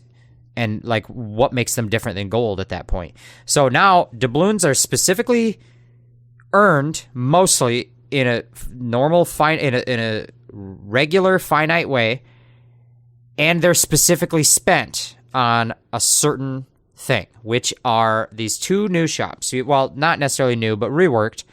Lorena, who is the sort of the leader of the Bildrats, and Duke, who I guess is sort of the leader of the smugglers now. Yeah. Former Bildrat leader, now smuggler leader. Right.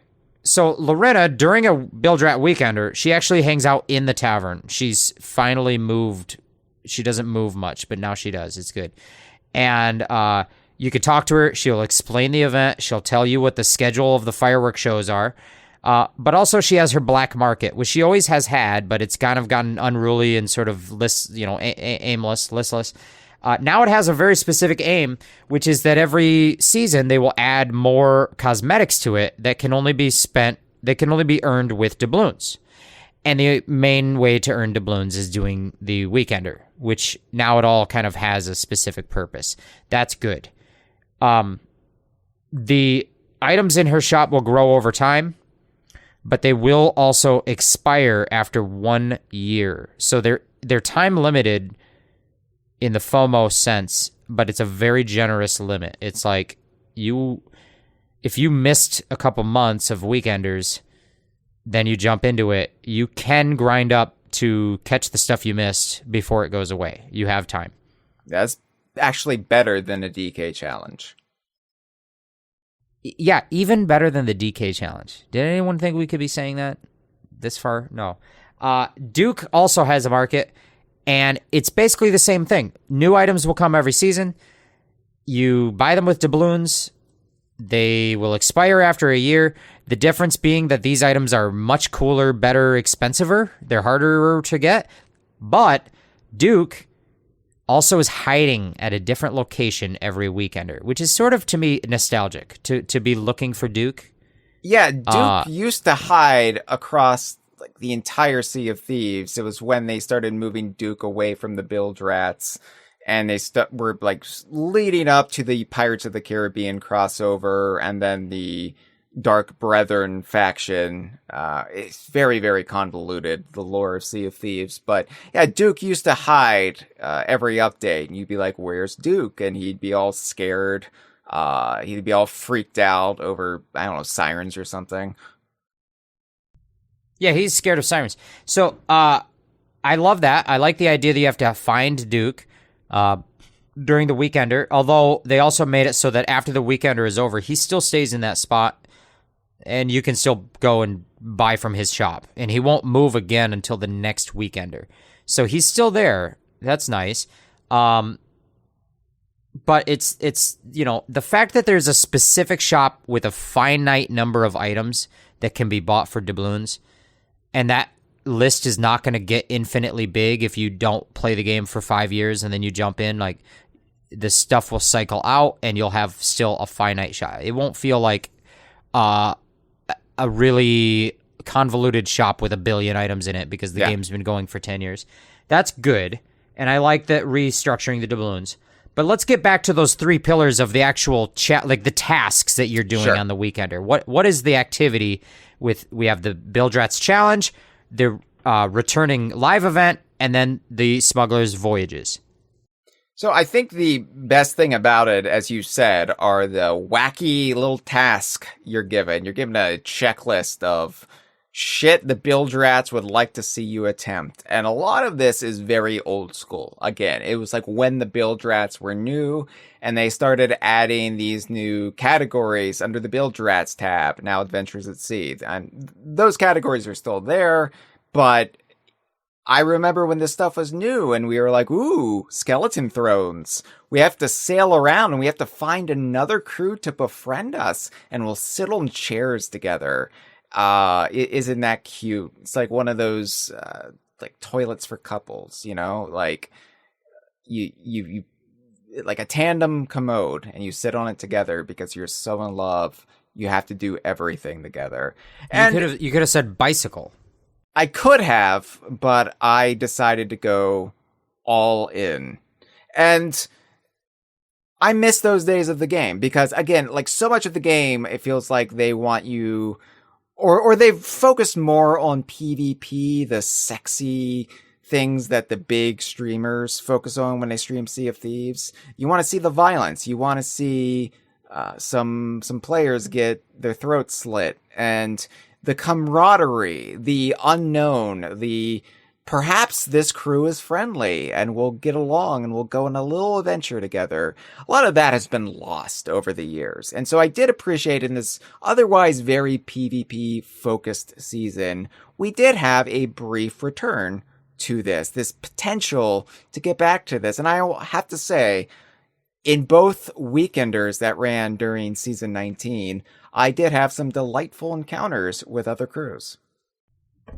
Yeah, well, and we'll talk about those encounters. I want to say real quick, too, that the thing that I loved about it, and I think we're going to list off some of these challenges just to give you an idea of how silly they are.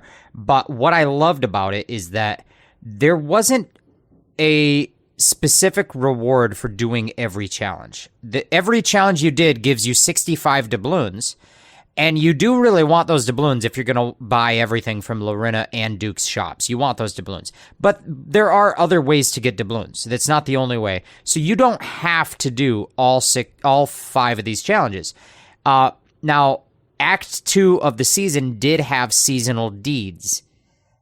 Again, a list of about, every act it varies, but let's say averaging around 10 challenges.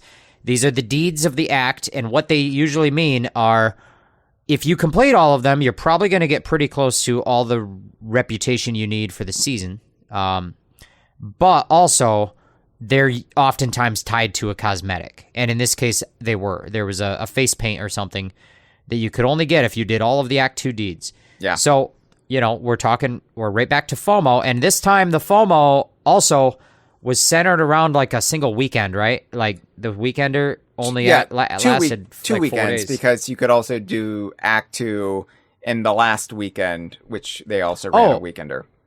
Okay, so the deeds continued. That's good to know. I didn't know that.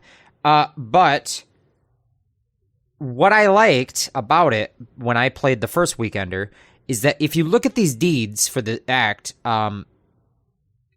they're all very manageable, but as it relates specifically to that checklist of 5 tasks, the only deed related to that checklist is complete any 2 challenges from the special challenge checklist.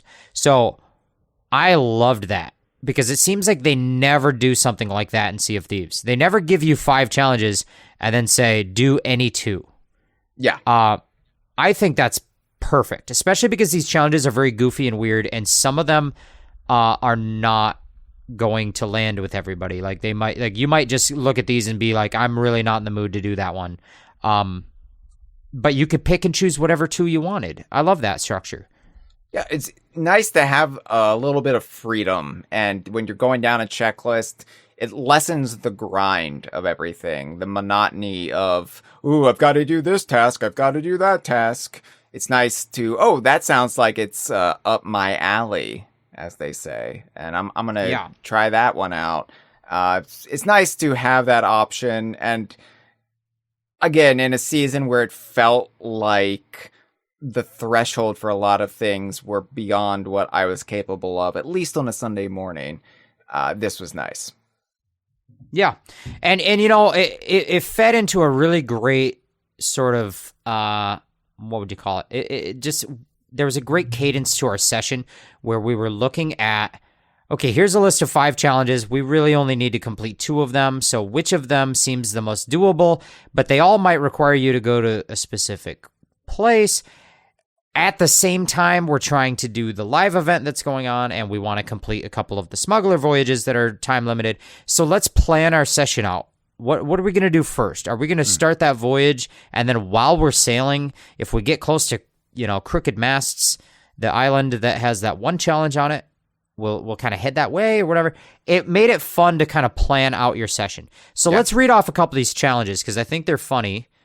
Do you want to read off the challenges? Sure. Just quickly. Give your sweet little cheeks a break. Vomit during a fireworks display at Daggertooth Outpost. So you have to actually be when the fireworks are getting set off at Daggertooth to vomit. Can't do it at any other outpost, or you can't do it at Daggertooth when there are no fireworks. It has to be those specific conditions. Sit on a stool by the beacon on Crooked Mask. Cameron hated this one because you have to get the stool up by the beacon, and that required a lot of harpooning. And that was fun to me to just figure out the puzzle of like, okay, so first of all, it's typically been seen as a challenge to get to the beacon on Crooked Masts. It's way up there. Ever since the game added in the grapple gun, it's less of a challenge because you can just fire yourself up in the air and then grapple to it, and it's not so hard. But now you have the added task of how am I going to get a stool up there? And I think that puzzling out the way to do it was fun. Although there was some like you said, Cameron had a harder time because I don't know, just there were some pains of getting the shots exactly right, and sometimes people fell once they got there and then they fell. That can be annoying, but I think that puzzling out how it was meant to be done was fun for me. For sure. Make a skeleton lord set off a trap loaded with a chicken firework. I realize that sentence makes no sense to somebody who doesn't know or isn't familiar with Sea of Thieves. Yeah, so there are fireworks in the game you can find, and there's specific fireworks in the shape of animals within a Sea of Thieves, and one of those is a chicken firework. And so you have to get a specific chicken firework. You have to load it in one of the traps. They're like bear traps that you could find throughout Sea of Thieves. And then you have to make a skeleton lord, like lure them over, walk over it, and then set off that trap, which will then launch the firework into the sky. It's funny. Yeah, we like it. And then set another cruise ship on fire by burning grubs on the stove. I did this one, Jeff. So yeah, you did. I was feeling, I don't know, I was just feeling it. I was feeling good about it. And I saw that there was a docked sloop on an outpost. And I said, hey, one of us should jump on the sloop and burn the grubs. And I did it. I volunteered. I jumped off. They weren't at the time on their sloop, so I was able to run down without problem. I put the grubs on, and it takes a long time to actually start a kitchen fire in Sea of Thieves. And so the grubs were burnt, but there wasn't a fire yet before they got back. However, they actually understood what I was doing, and they were cool with it. And not only did they let me set their ship on fire with my burning worms, but then they stuck around and we helped each other out with some, not only build rat challenges, but also some just long-standing commendations that they wanted to get ticked off that you had to do with another crew or their ship. Yeah, no, that was really cool. We gave them a bunch of treasure. We danced. I think it's hard to remember the details, but I'm sure they had a funny dog or something. They were actually pirate legends with the ghost curse. So they had done Hourglass enough that they reached level 100. So they were the meth addict sweat lords that we talked about, but they were chill about it. Yeah. No, nice. It was nice and it was fun. So yeah, we talk about sometimes these weekend events prevent us from just being able to play the game. But I think that this event with the challenges, it put you out doing a variety of things, like the live event we're going to talk about, the other voyages we're going to talk about. But it also kind of encouraged you to get off the beaten path and engage with things you don't always engage with. Like, hey, you should go to that other crew and try to mess with them or do something silly. You should try to launch yourself up to a beacon and then see if you can get a stool up there. Like, what? I never even look second twice at that beacon. You know, I'm not. So just giving me a push. You should join up with another crew and go play Jolly Good Fellow in front of Captain Flameheart in the Reaper's hideout. Yeah, that was the last of the 5, and we didn't do that one. But we did. But like again, it was nice that in terms of a time limited cosmetic like FOMO reward, all you had to do was 2 out of these 5. So you could kind of look at all of them and be like, well, this one we easily definitely can do. These couple are probably too hard and I don't really want to do them right now. These other 2 are both doable, so let's kind of go about doing something else, and then when we're in that area, maybe we'll try to do that. It was fun. I had a lot of fun with it. I like when the game makes you do stuff in the game that you don't normally have to do. Like, I like when the game actually presents a variety, because there is a variety of stuff you can do and ways to play Sea of Thieves, and the game used to really encourage that. And I feel like they've gotten away from it as the years have rolled on, and kind of this set idea of what Sea of Thieves is really took over the mindset in both like the promotions and also just like the audience base for the game. So it's good to see them kind of return to the roots a little bit. Yeah. And I'll say that a lot of times, typically an event, a time limited event will have a very narrow idea of what you're supposed to do. Like, here is the task, and you have a weekend to do the task, and that's it.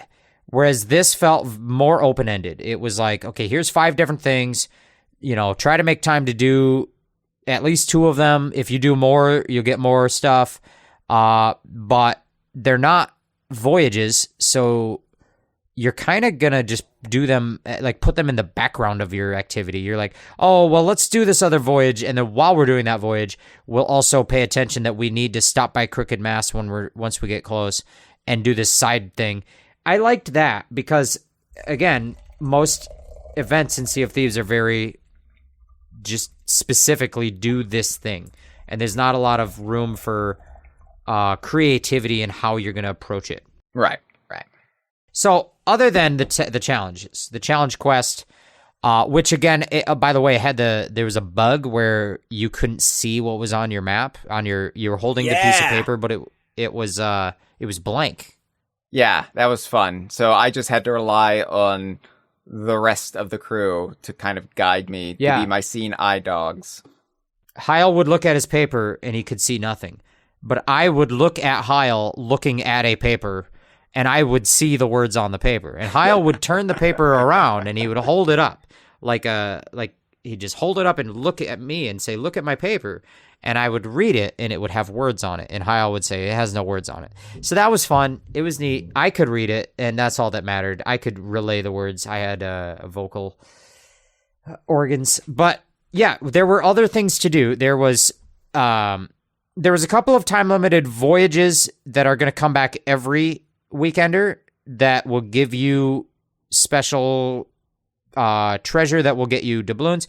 But then kind of one of the big exciting things about it was that they're going to bring back past live events for just the weekend and be like, okay, here was a fun little gameplay event we did in the past. We're going to bring it back. And the first one they did was the Festival of Fishing. Mm-hmm. Which I don't know if that's exciting. I thought it was fine. It's not necessarily exciting, but I did like to do the Merrick's recipe voyage again, where you have to get a specific number of ingredients, which usually just involves like certain types of fish. But it was actually really engaging the first time we did. I was like, this should just be a permanent voyage in the game. This is neat. So it's nice to at least have that back, albeit time limited. Yeah, so what this included was during the Festival of Fishing, there was boosted rewards for the Hunter's Call that included more gold for the treasure you sell, more reputation earned for the trading company, and faster gain of emissary grade if you're going to be a Hunter's Call emissary. So all that happened, but on top of that, there was 2 limited time voyages, the Hunter's Rare Fishing Map and the Merrick's Recipe Voyage. And like you said, that Merrick's recipe is not something that's available all the time.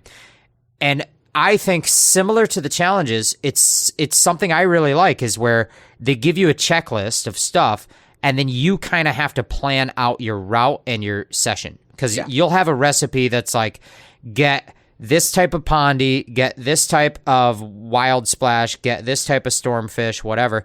And then you're kind of like planning out, okay, well, if we're going to need a pondy, we need to go to a pond. But we also are going to need to end up in the ancient isles to get that ancient, ancient stormfish.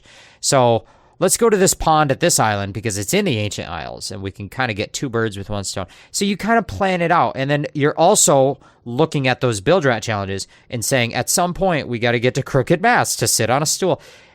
I really liked this weekend. Like, if you can't tell, all of this was fun for me.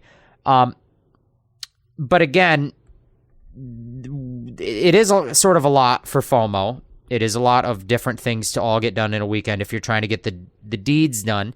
And Hyle mentioned that the deeds also carried over into the second weekender, so I guess it wasn't that bad. But still, like, what if you're yeah. busy during a weekend? What if you are in the hospital? What if you are a hardcore completionist and all of a sudden you have appendicitis? And then you're like, oh no, I'm going to miss out getting that face makeup. Like, maybe you can make it up on the second weekend, but then what if you get hit by a car? What if Jeff runs you over with his car? I might. I think about it. I hit a mailbox. Wait, recently? Yeah, no, I was avoiding a deer. And by avoiding a deer, I hit a mailbox. It definitely cracked up my windshield and took off the side mirror of the vehicle. But aside from that, and also very denting my front hood, at least I didn't kill a deer. Yeah, but didn't you also hit a girl recently as well? No, she pulled out into me, and she got the ticket because she was negligent. She ran a stop sign. Okay, but I'm just saying. That was months ago. I'm just saying you have been through it in an automotive sense. It's been bad. I'm not happy with life right now, but it's fine. Well, I'm glad you swerved to avoid that deer, though. Good. Yeah, good I can't even eat dairy, so I don't kill deer and I don't eat dairy. But so overall, what I like about the Weekender is, to me, it feels like we're giving you a lot of variety of ways to earn doubloons, and the overall goal is earn enough doubloons to buy these cosmetics. Yeah. But these are not the only ways to do it, and these are a variety of options of ways to do it. You can, if you do the Festival of Fishing, you can get a total of 300 doubloons. But if you did those Build Rat challenges, those were worth like 65, 64 doubloons each, times 5, so you're getting a lot with those. And then we'll talk now about the Smuggler Voyages. But to me, it's like, that's a great way to structure an event where the time-limited nature is just that you need enough currency to unlock these rewards. But it's up to you what tasks you do to get the currency. Yeah. I like that. I don't want a checklist that's just 100% comprehensive. Here are the things you must do, and you have to do all of them by the end of the time limit. I don't like that. But if you give me a list of 5 challenges and say I just got to do 2 out of 5, and if you give me 3 pillars of things to do and just say, do whatever you want enough times to get enough doubloons, that's great. That's a great structure. Now, the deeds on top of all that might have complicated things, because some of these were just straight up, you need to complete that. But that's not going to be a focus moving forward. Yeah.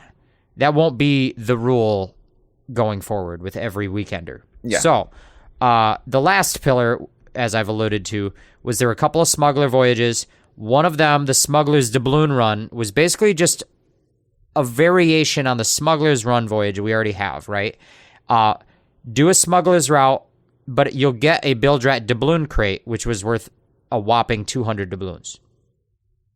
So it just makes that Smuggler's Route more contested. I mean, in theory, during a Weekender, people know the Smuggler's Route will have people on it possibly hoarding doubloon crates. So it makes it a valuable item to steal, which is kind of the point of the Smuggler's Route.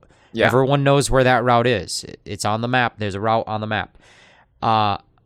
the second of the voyages, the recovery of a secret shipment.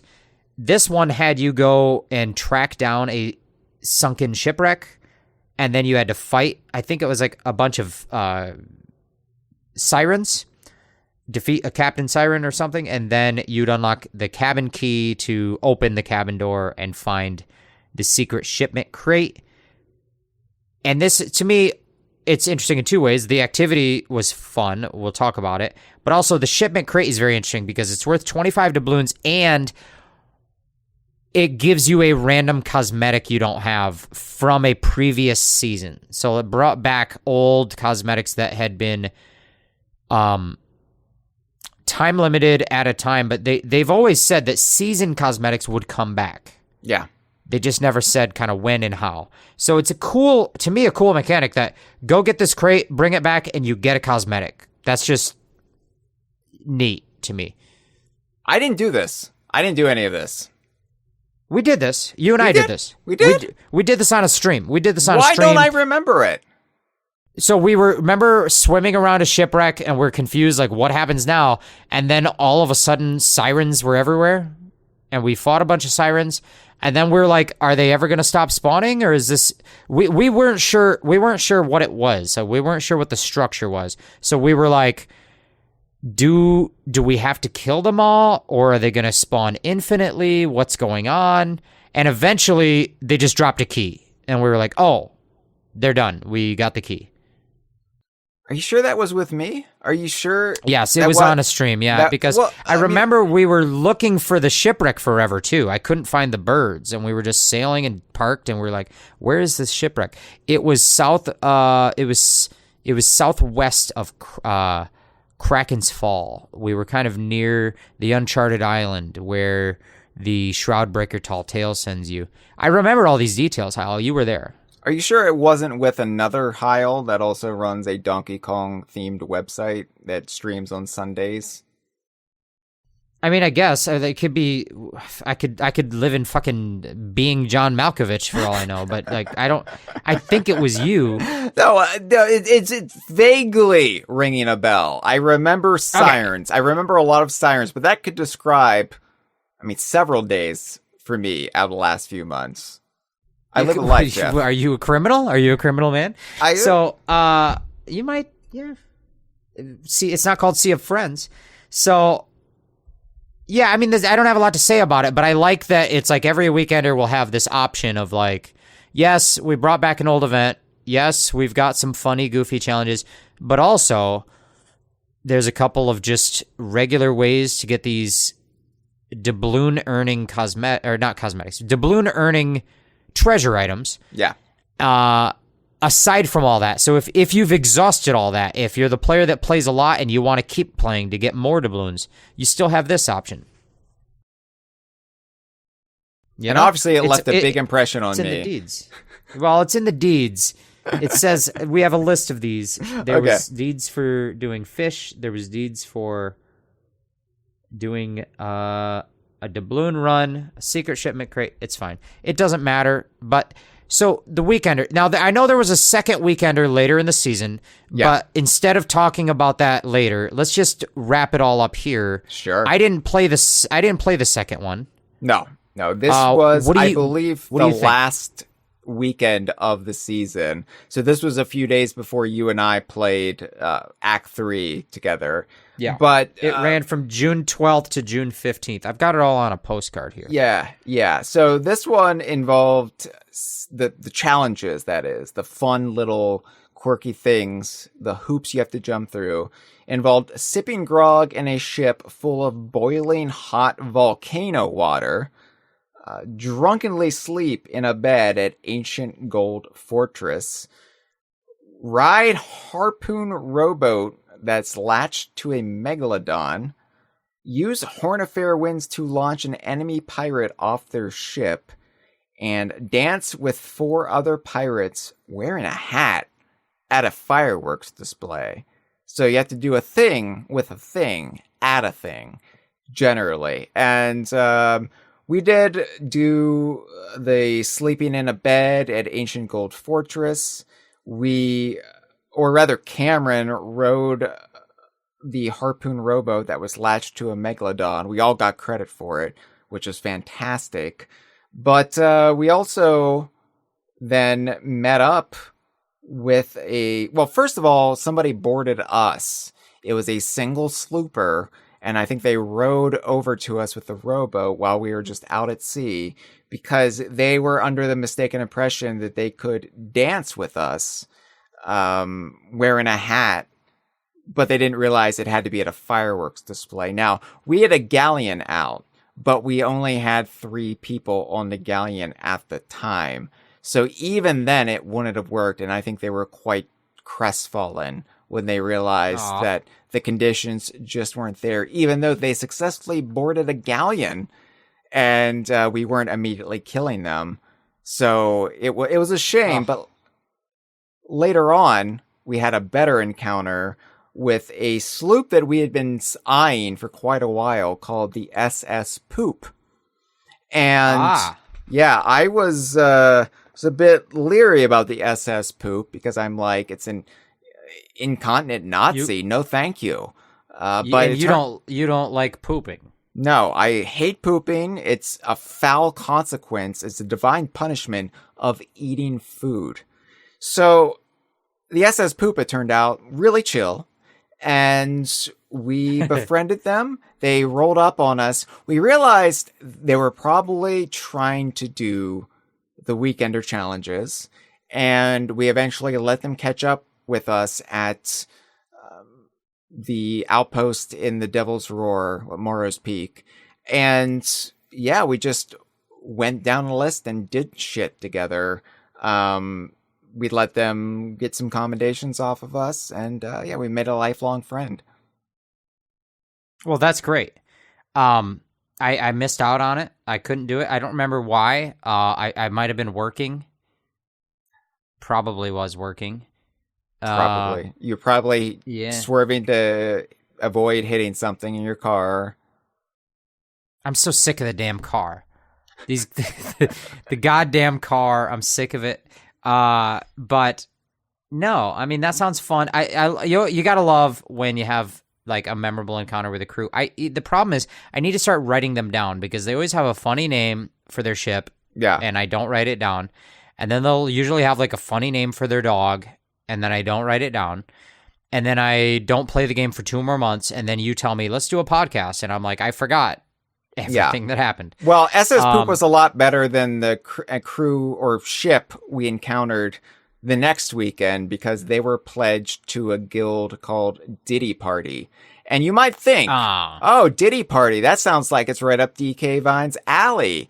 And I'm like, I don't want to be up that alley. That's not the kind of Diddy Party we're hoping they rebrand Mario Party as. It's a different thing. Don't look it up. Nope. And I think he killed Tupac. So listen, the Weekender 2... Allegedly! I said I think. I didn't say I accuse. I said I think. No accusations being thrown around here on DK Vine's The Kongversation.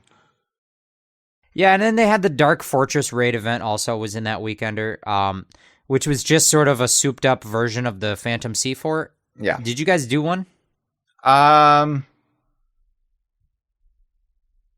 There was no specific deed to do it. I don't think we did all of it. But it probably was like 300 doubloons to earn. I also forgot about the siren thing. No, I definitely didn't earn 300 doubloons from anything. So, all right. Yeah. Well, so the Weekender aside, maybe let's just quick. What do you think about the idea of the Weekender? Because it's going to keep happening to us. It's going to keep happening at us. It's going to keep happening to us. We can't avoid it. I was skeptical. I hated the name. And I think I was so down on this season going into Act 2 that I was just sort of burned out, honestly. Just the struggle with trying to succeed at PvP and never being able to get better because you're dead as soon as you rise up from the water. But I actually really enjoy all the Bilge-Rat Weekender stuff.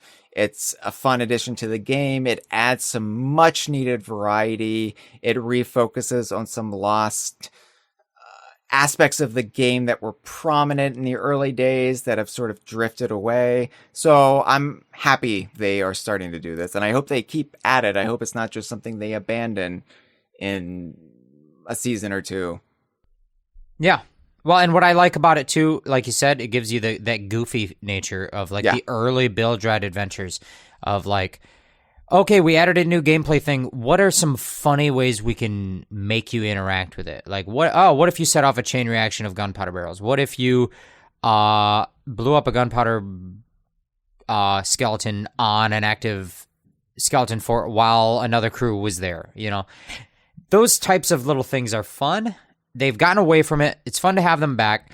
And then, two, I think that in this season, when we look at Season 19, it really feels like the focus of Season 19, especially you'll see when we talk about Act 3, overall has been about the Hourglass PvP mode.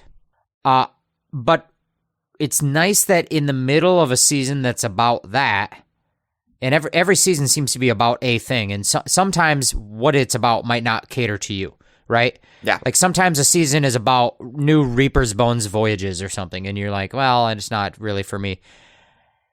It's nice that in the middle of that, they can just have this weekend of like, well, here's some other challenges. We'll bring back an old event. We brought back the Festival of Fishing, and we're doing some challenges. And it will keep other little things going that maybe there isn't going to be any Hunter's Call content for a while. Because they just renovated the Hunter's Call back in Season 15. So in terms of big new Hunter's Call content, it might be a couple of years before there's any big changes there, right? Right. But in the middle of this season that's about Hourglass battles, they can have just one weekend that has a Festival of Fishing in it. It's a little tickle fight. Just a little tickle fight, you know, get them fingers wiggling. Like grubs on a stove. So SS poop. Hell yeah. So Act 3, we're right back to the Hourglass because Act 3, well, what was it? It was Last Ship Standing. Yeah, and this one, it's not quite hearkening back to the arena, which we'll get into, but I think that this is a much needed refresh of the Hourglass concept, and it adds a little bit of variety to it, and it's also just a nice, fun set piece. Yeah. So what is it? Well, it is a variation on the Hourglass battle mode where, again, you opt in to go do, typically it's a 1v1. Yeah. But in this case, it's going to be a free-for-all with 6 ships. But you opt to go to it, and you will dive and merge to a new server, and you'll sail into a special battle arena where it's you against another ship. And in Last Ship Standing, it's going to be you against 5 other ships, but they're only sloops. So it's not for galleon crews right now. So far, it's just for sloops. Mm-hmm. If you are a galleon crew and you want to do Hourglass, you can still do regular 1v1s. One galleon versus another galleon. 4v4, really. But in this case, it's 6 sloops. And all of the sloops are going to be either solo players or they're all going to be duo players. But there's no mixing, so you don't get outmatched. It's going to be all duos or all solos, 6 sloops, free-for-all, deathmatch. Yeah. And it also is special because it takes place in the Sea of the Damned. You're in the ghost zone. Yeah, it's watermelon candy colored. It is weird. It is wild. And so I looked into this, and it turns out that there is a specific lore. I don't know if there's much talk in the game about the lore, because I didn't experience it. I didn't look into this with you. But I did read that they have in the lore described where this takes place, and it is the seas that surround Sailor's Grave. Sailor's Grave is the island that you visit in the first tall tale of A Pirate's Life. Yeah. Tall Tales, where the memories of pirates whose souls are trapped in the Sea of the Damned. So in Sea of Thieves, when you die, you get to respawn because you go to your soul goes to the Sea of the Damned, and the ferryman ferries your soul back. That's the logic for why there is a respawn in Sea of Thieves. You have infinite lives because of that. But in the lore, not every pirate comes back, because if you're bad or if you get lost, your soul gets trapped, and then you live in the Sea of the Damned, revisiting your phantom memories. And Sailor's Grave is like a pirate town island where pirate souls are just trapped hanging out.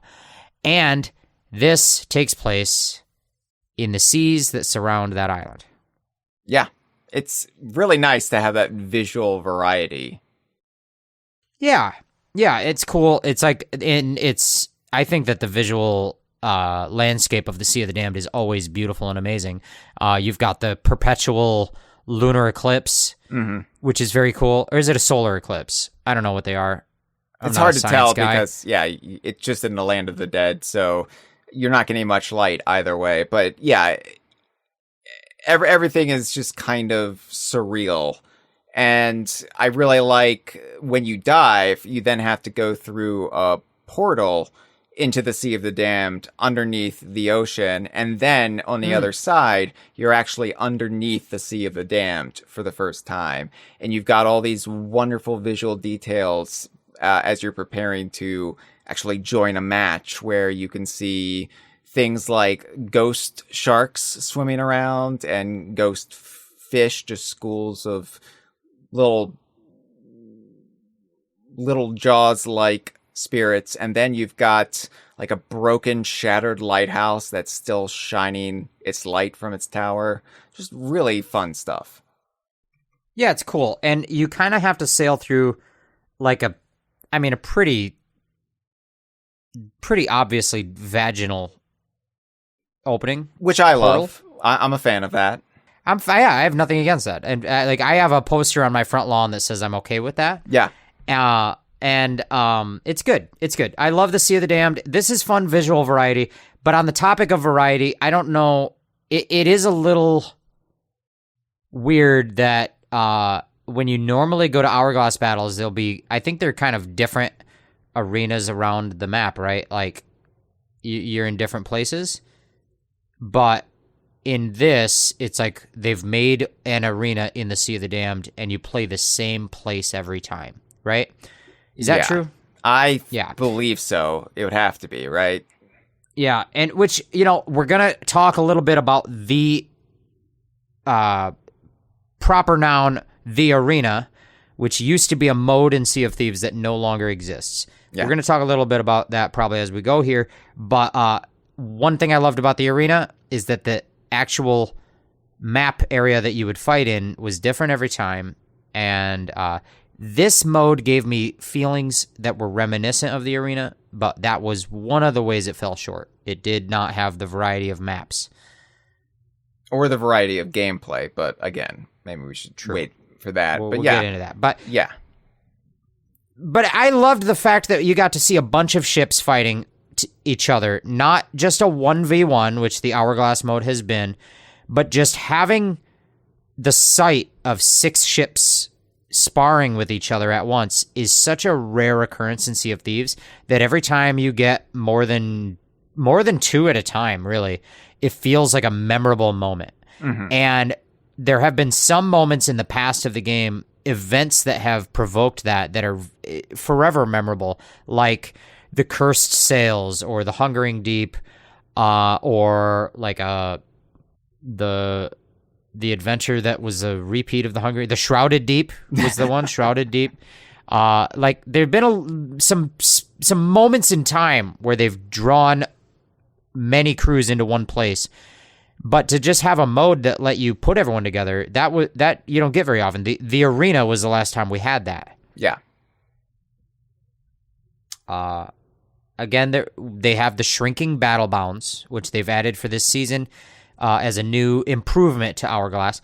I think that is everything. This mode would not be fun if the battle bounds did not shrink. It forces so that nobody can just hide from the action. In a 6-person free-for-all, the winner would be the guy who avoids the fight, right? Yeah. But since the battle bounds shrink, you can't avoid it forever. It also allows you to get your bearings a little bit initially, but then you have to get in on the action. Like, we would rise up into one of these last ship standing matches, and we would not immediately try to get into it with other ships. We would sail around, sort of see who's in there, like judge their strategies a little bit. So by the time it starts shrinking, we feel like we've got a better handle on what's happening. Yeah. And, you know, it's really funny is you and I played, I don't know, 3 or 4, 5, 10 matches, whatever, and it was great. But what's funny is that the cadence in the arc that a single match goes through is not only does the action increase over time because the battle bonds are shrinking, you're forced into fighting, people sustain damage over time and they don't fully recover from it, so then it starts to compound on itself. All of that is great in the cadence of it all, but also over the arc of the battle, you start to kind of identify your opponents. This was something you and I were doing is like, you know, we had a quick little skirmish with the crew that had shark tooth sails, and then we kind of peeled off, and then we were fighting a crew with yellow sails. So they were the banana boys. We realized and then we start giving them names like, okay, shark boys are coming up, or the banana boys are down weak. And then you kind of identify like, oh, the shark boys are pretty darn good. We almost had them and they staved us off because they're very good. So let's maybe avoid them for a minute. And then it all goes through this arc of one match. And the match is, let's say, under half an hour.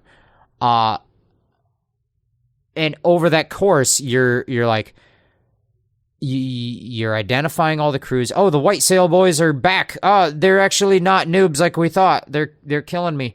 I don't know. I found this a lot of fun, and it brought back a lot of those memories that we would get from the arena.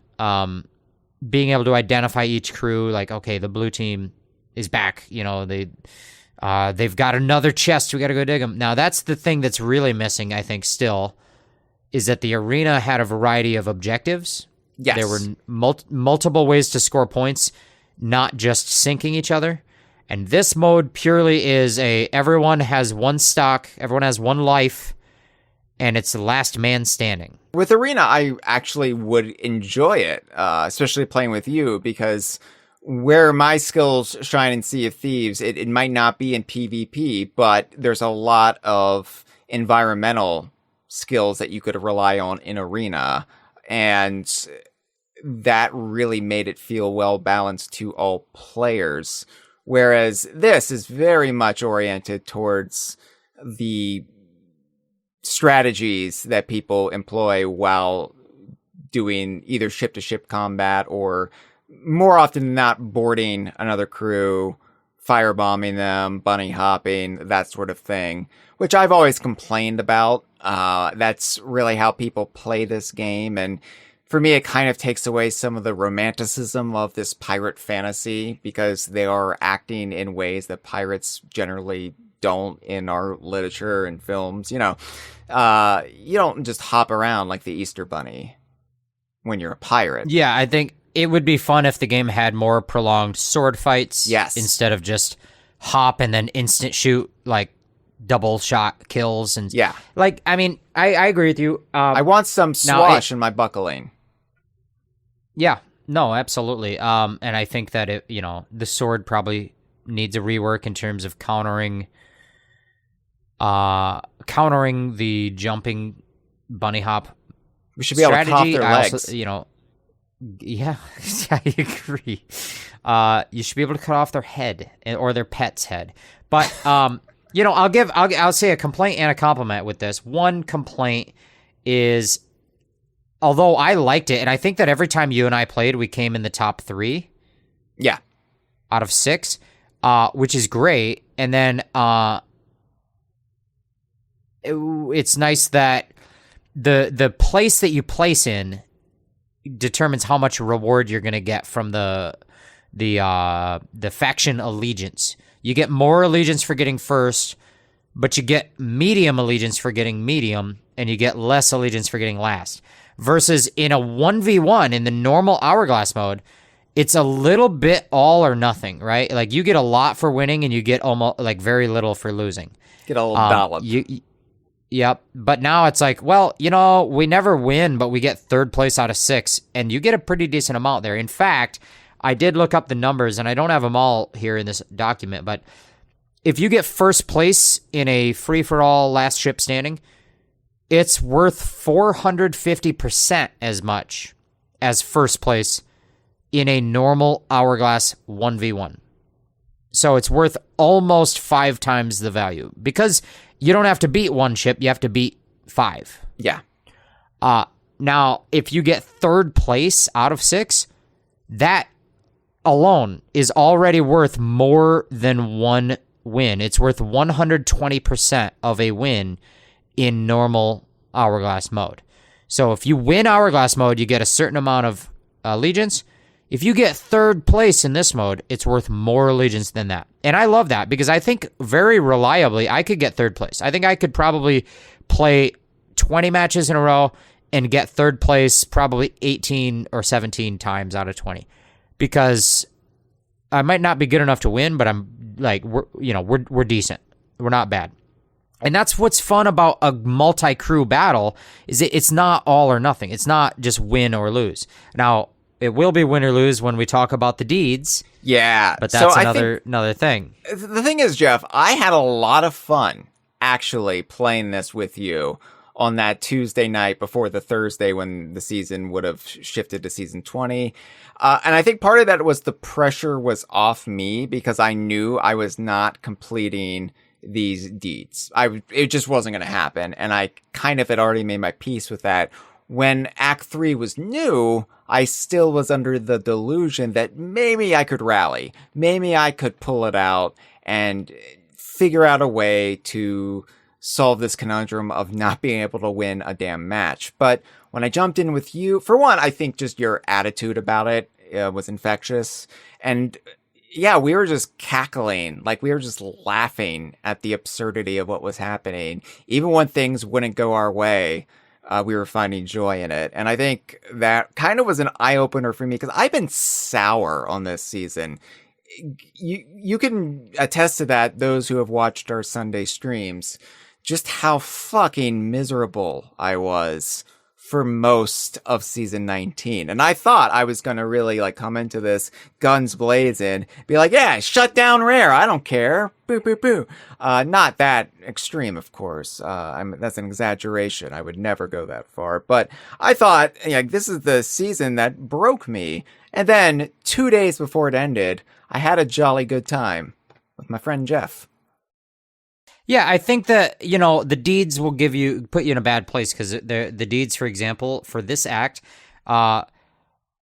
for each of the 2 factions, you already don't like this, all right? Because you have to play as both of the 2 factions, and you don't want to do that. You don't want to have to play both sides. Role-playing, my pirate should be loyal. It shouldn't just be, oh, FOMO, I've got to try being a bad guy now. Yeah. And so for each of the 2 factions, you had to play both sides, and on each side you had to get top 3 in a match, which is very doable. You had to get number 1 in a match. You had to win. And then you had to sell an emissary flag that you've gained from conquesting of another ship. Now that's a little tricky, because here's the quirk of this mode that makes it a little different than Arena, is that in Arena, it was basically 100% separated from Adventure. Yeah. And you would launch in, you would have no unique supplies, you would have no unique treasures, you would bring nothing into it, you would bring nothing out of it. It was just a match. But in this mode, you can sail into it from the Adventure mode, and you can bring in your own supplies, including things that might twist the balance of battle. And I think that's interesting. I mentioned before that they will give you a supply crate at the start of every battle, but your supply crate will have less in it if you already have stuff that is special. So that's interesting. And I think that's very Sea of Thieves. I think it's very Sea of Thieves to jump into a match and be like, oh gosh, these guys have grog balls. What? Yeah. Oh no, I'm puking now. I'm fine with that. I don't need them to try and create a perfect competitive balance. I like the goof off, whatever happens. But this is the quirk, because the challenge for the deed was sell an emissary flag you claim during the battle. That means you need to sink somebody out of those 6 ships. You need to sink somebody. And then you need to spend time fishing that flag up out of the water. Yeah. Get it on your ship, and then hold on to it and win the battle. You have so to that win. You can hold on to it. Yeah. You have to win, and you have to fish out a flag at some point. So that's tricky. I agree. It is. Yeah. It's not an easy deed. So many of these deeds were just tied to winning or else performing really good. Like, if it was all gated behind just playing with the mode, engaging with the mode, not necessarily winning at all, because that's a tough mountain to climb. And maybe, had we played more in hours where creeps weren't playing, we would have had a shot.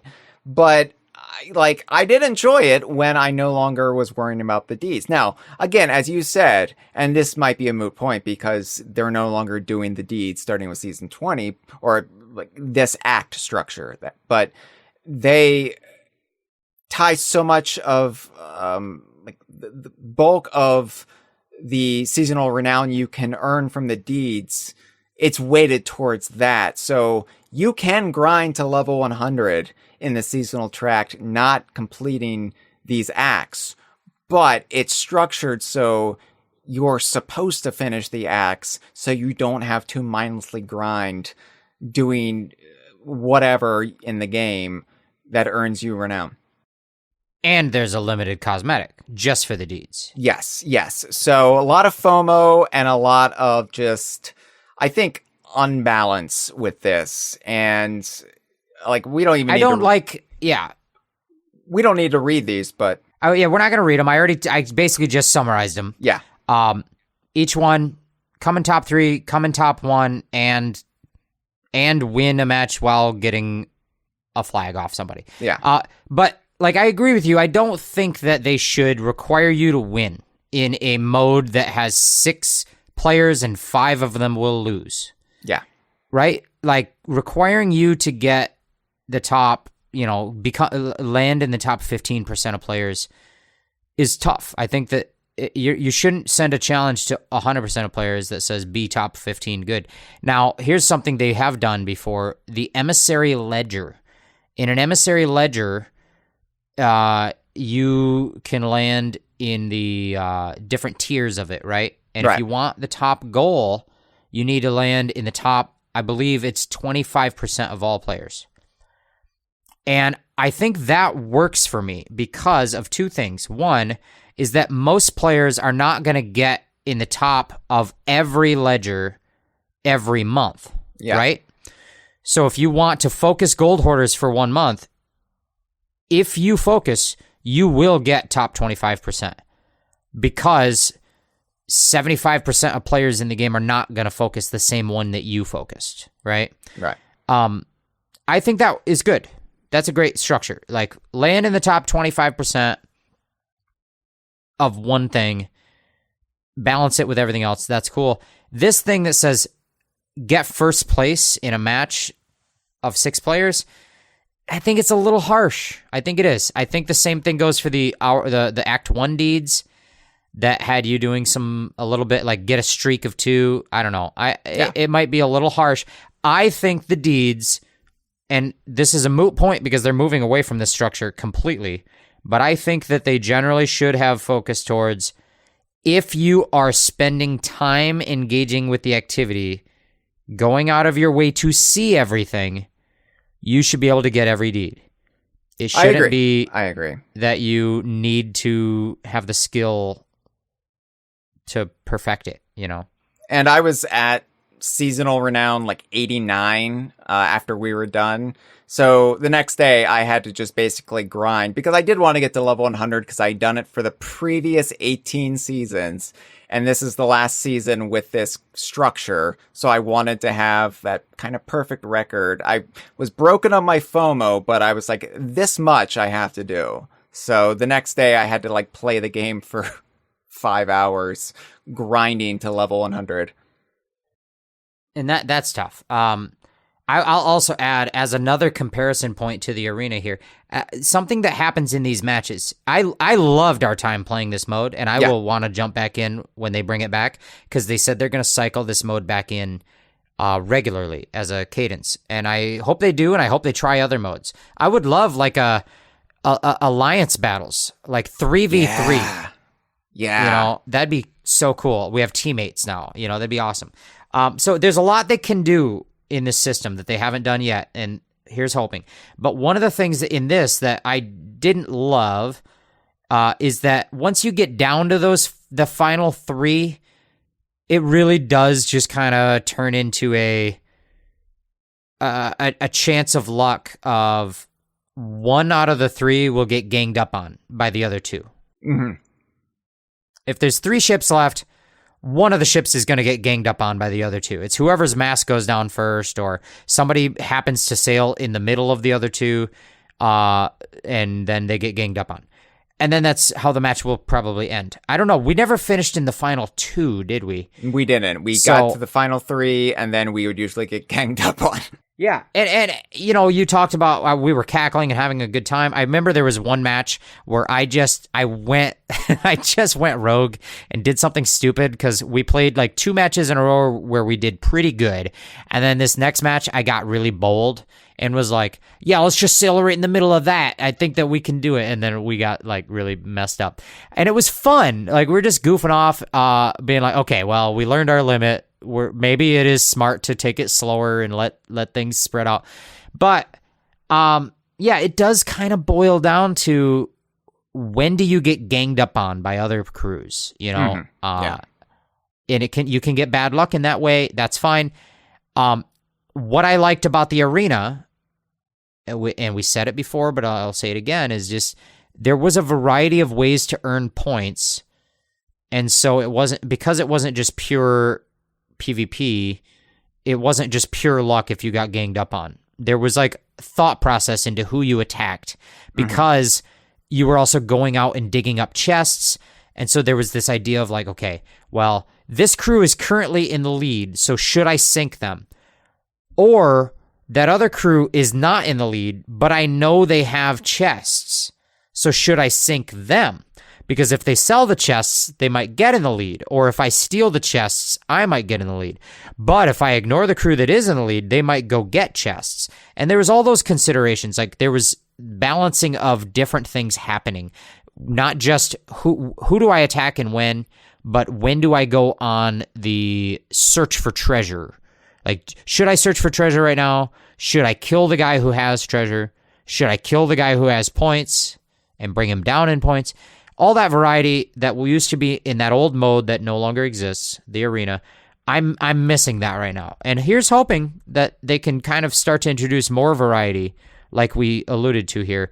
But it is cool that they're playing with it. It's cool to see new stuff with this. But yeah, absolutely, I agree. But yes, despite all of the highs and lows I felt throughout this season, Jeff, there is one thing we've avoided talking about in relation to Sea of Thieves Season 19 that is extra relevant to, I think, the conversation, to DK Vine, and to our audience interest.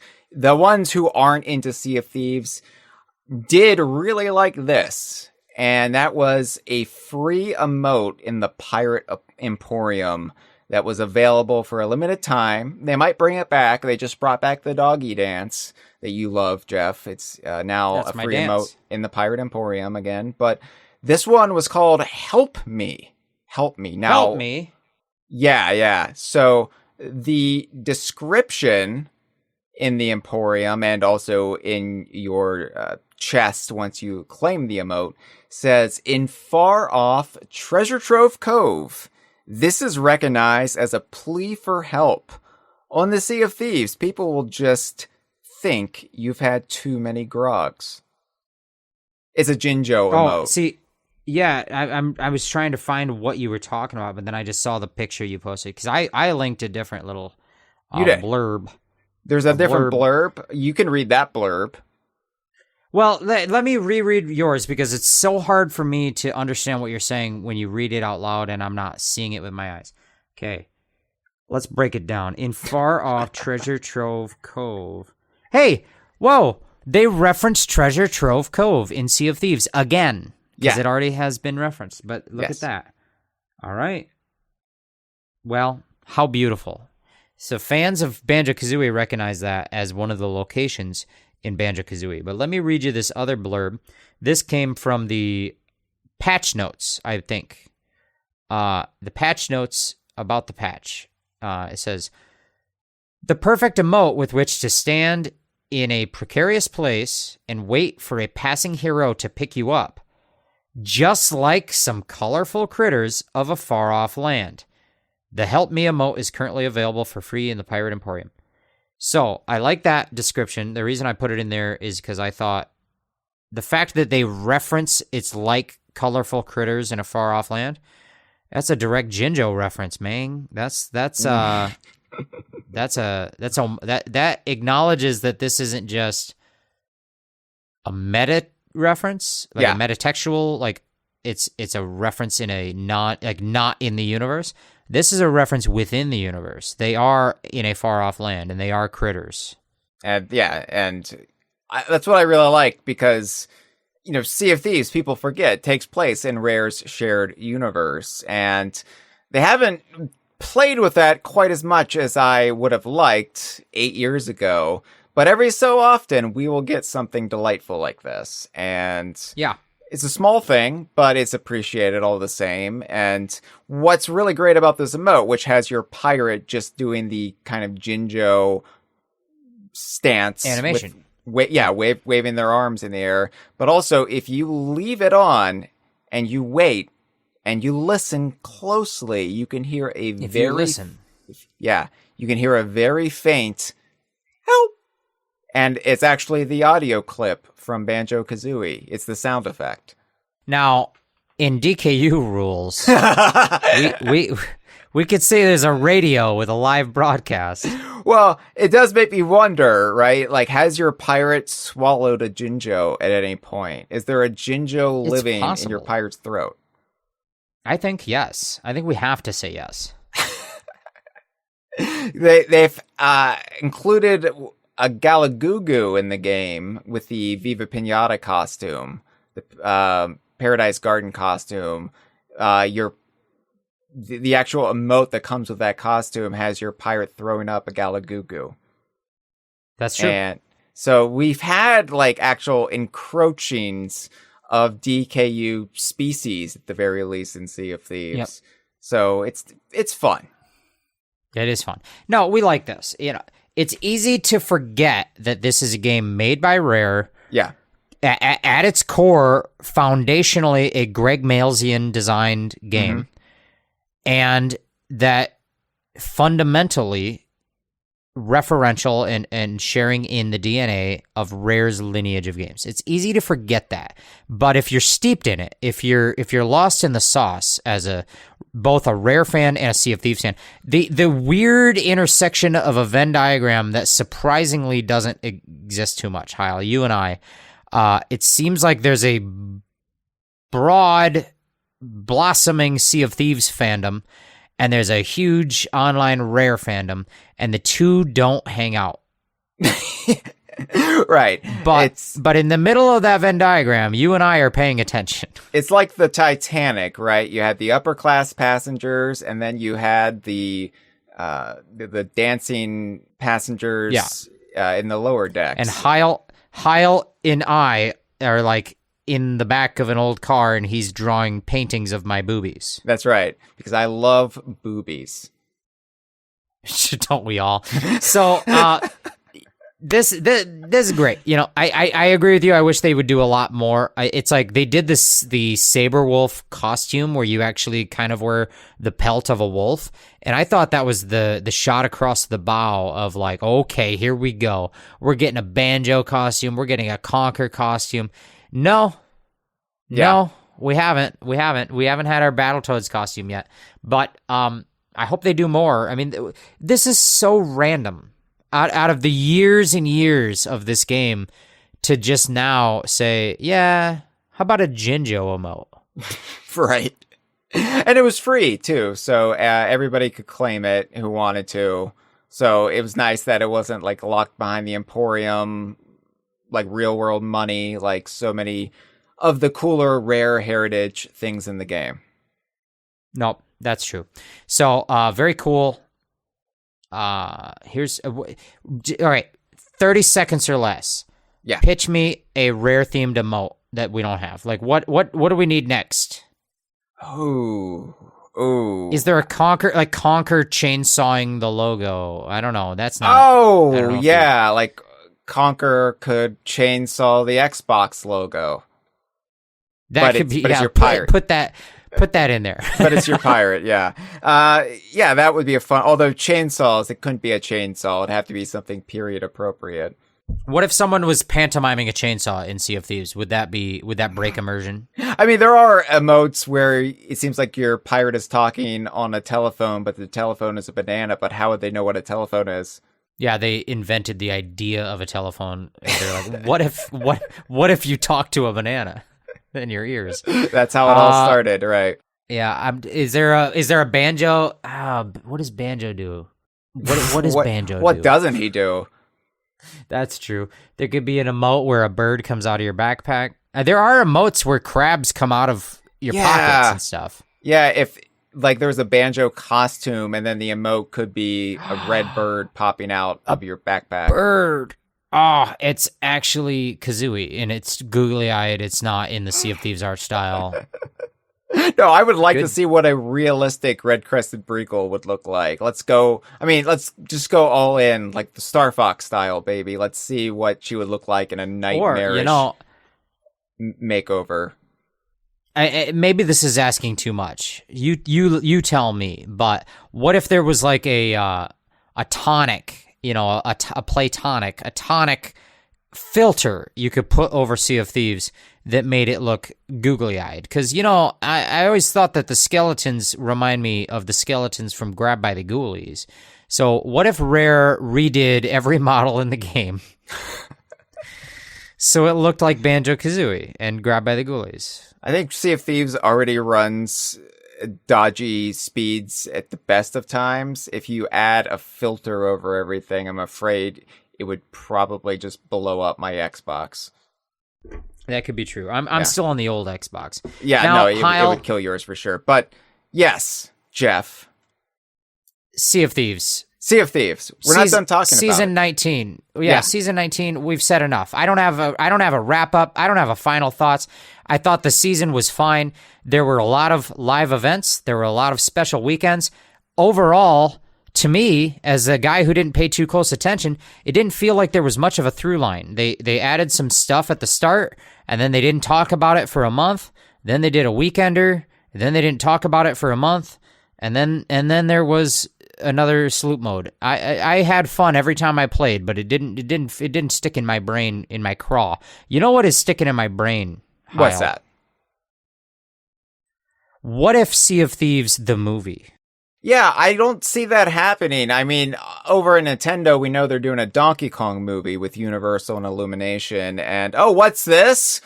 So, in a cover story about Xbox's Hollywood ambitions, I didn't know they were in good enough shape to have any ambition other than keep the lights on.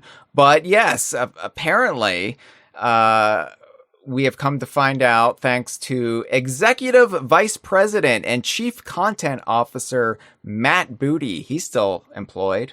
That's his title now? Yeah. That's a crazy title for that goofball. That fucking clown guy. Yeah, I know. I think they want to distract you from the fact that his surname is Booty. And so they just add so much in front of it that you're going to trail off before you get there.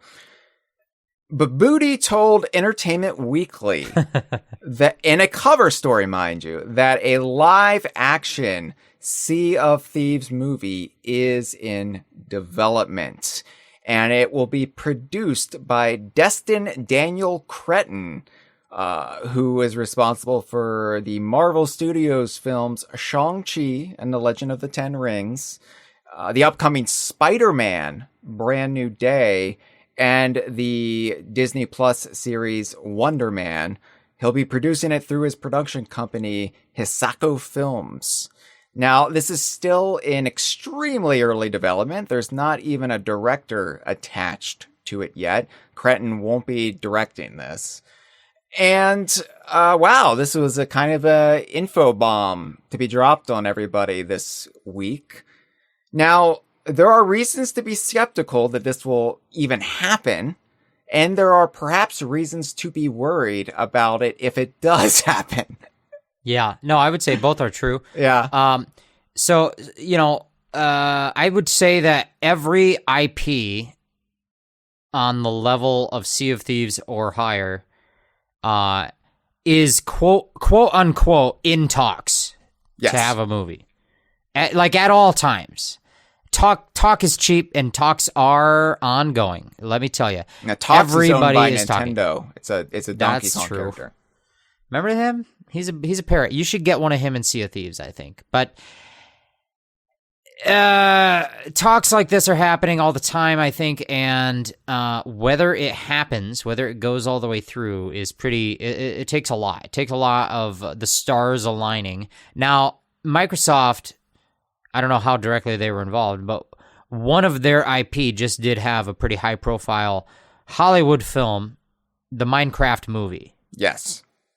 It would be foolish to think, it would be foolish to not think that that movie would lead to more Microsoft IP being considered up for consideration to be adapted into film.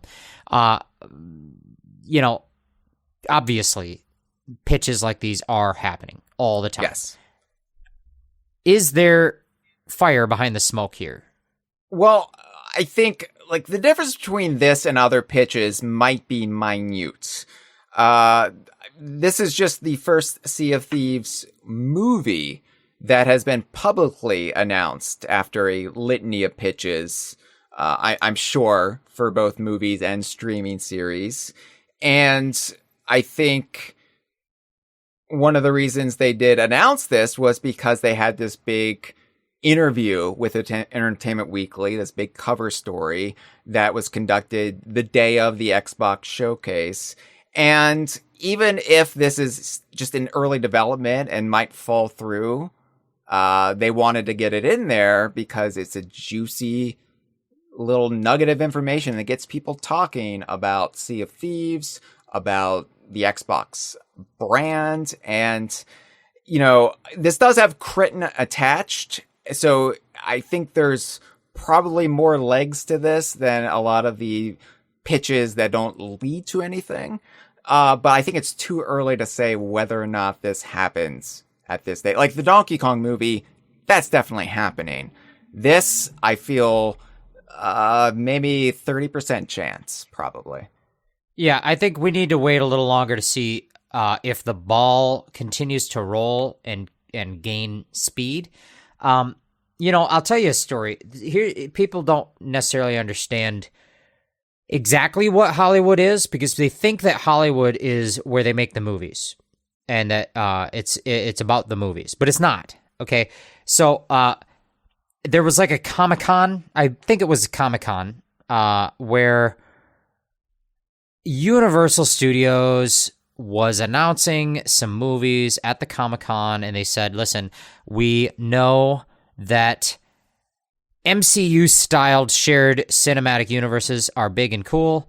We are going to do one of those for all of the movie monsters from classic Universal Studios. And they said, we've got The Mummy. The Mummy has the Tom Cruise on it. And listen, we have a whole slate. We have phase one of our MCU. There's going to be Angelina Jolie is the Bride of the Frankenstein, and Javier Bardem is the Invisible Man. And they announced like 5 movies, and none of them came out. And everyone said, what in the world? And this is crazy. And they didn't understand what Hollywood is because they think Hollywood is making movies. That's not what it is. Hollywood is like a stock market speculation grift. It's true. It's no. And the trick is if you go to Comic-Con and you announce like an A-list star in a slate of blockbuster movies, every one of these movies is like roughly assumed that it's worth, let's say, $200 million profit, like maybe. And so we announce our slate and we say we're making a dark universe, and everyone cheers and our stock goes up because we're making 6 movies and each one is worth $200 million. And it doesn't matter in the end if you make any of those movies, because what you did was a manipulation of the stock market in the moment, and everyone made money and it was fine. Now, it doesn't, like, when I say it doesn't matter, people think like, oh, they're lying, they're manipulating the system, and it's all a thing. It's like, no, that is what Hollywood is. Hollywood is not movie making. Hollywood is the idea of movie making. And the same goes for what we were talking about before with Microsoft and owning IP. It doesn't matter if they ever make another Banjo-Kazooie, because Banjo-Kazooie exists on the spreadsheet as theoretical value. Yeah. And, when you go to Entertainment Weekly and you say we're making a Sea of Thieves movie, and people who don't really know or care assume that that's roughly like another Minecraft movie, number go up, smiley face, my man. Oh, yes. And also, besides that element, that dirty little secret, corporate executives, whether it is in Hollywood, whether it is in publishing, they love to chase trends. If something blows up, then everybody wants something exactly like that thing. They don't want to wait or look for the next thing. They don't want to innovate. They want their own version of that thing. Just in the last 15 years alone, everybody had to have a Harry Potter, right? A kid's book about these kids discovering they have some sort of fantastical magical lineage, and they go to the school where they learn about it, and they become the savior of the universe. Everybody wanted a Harry Potter, then everybody wanted a Twilight YA supernatural romance, right? Then everybody wanted a big MCU shared universe. See the failed Dark universe, see the DC extended universe, the monster universe, the Conjuring universe, whatever. And now everybody is looking for the next trend, which is Reddit creepypastas, online stories that they can adapt to get Gen Alpha into theaters. I heard about this guy who broke both of his arms. Yeah. No, okay. That would be a great... that could actually start the next trend, which is mainstreaming incest porn. But... Boom. This quote from Booty in the article really filled me with dread, and I think it filled you with dread, Jeff. And I'm not talking about Argalian, the dreadfully evil. I'm talking about the emotion that one would get reading a Reddit scary story. So this is what Booty said. The main character of a Sea of Thieves game is actually the player and the community. So if you sit down to think about Sea of Thieves, it's not, who are the main characters? What's the plot?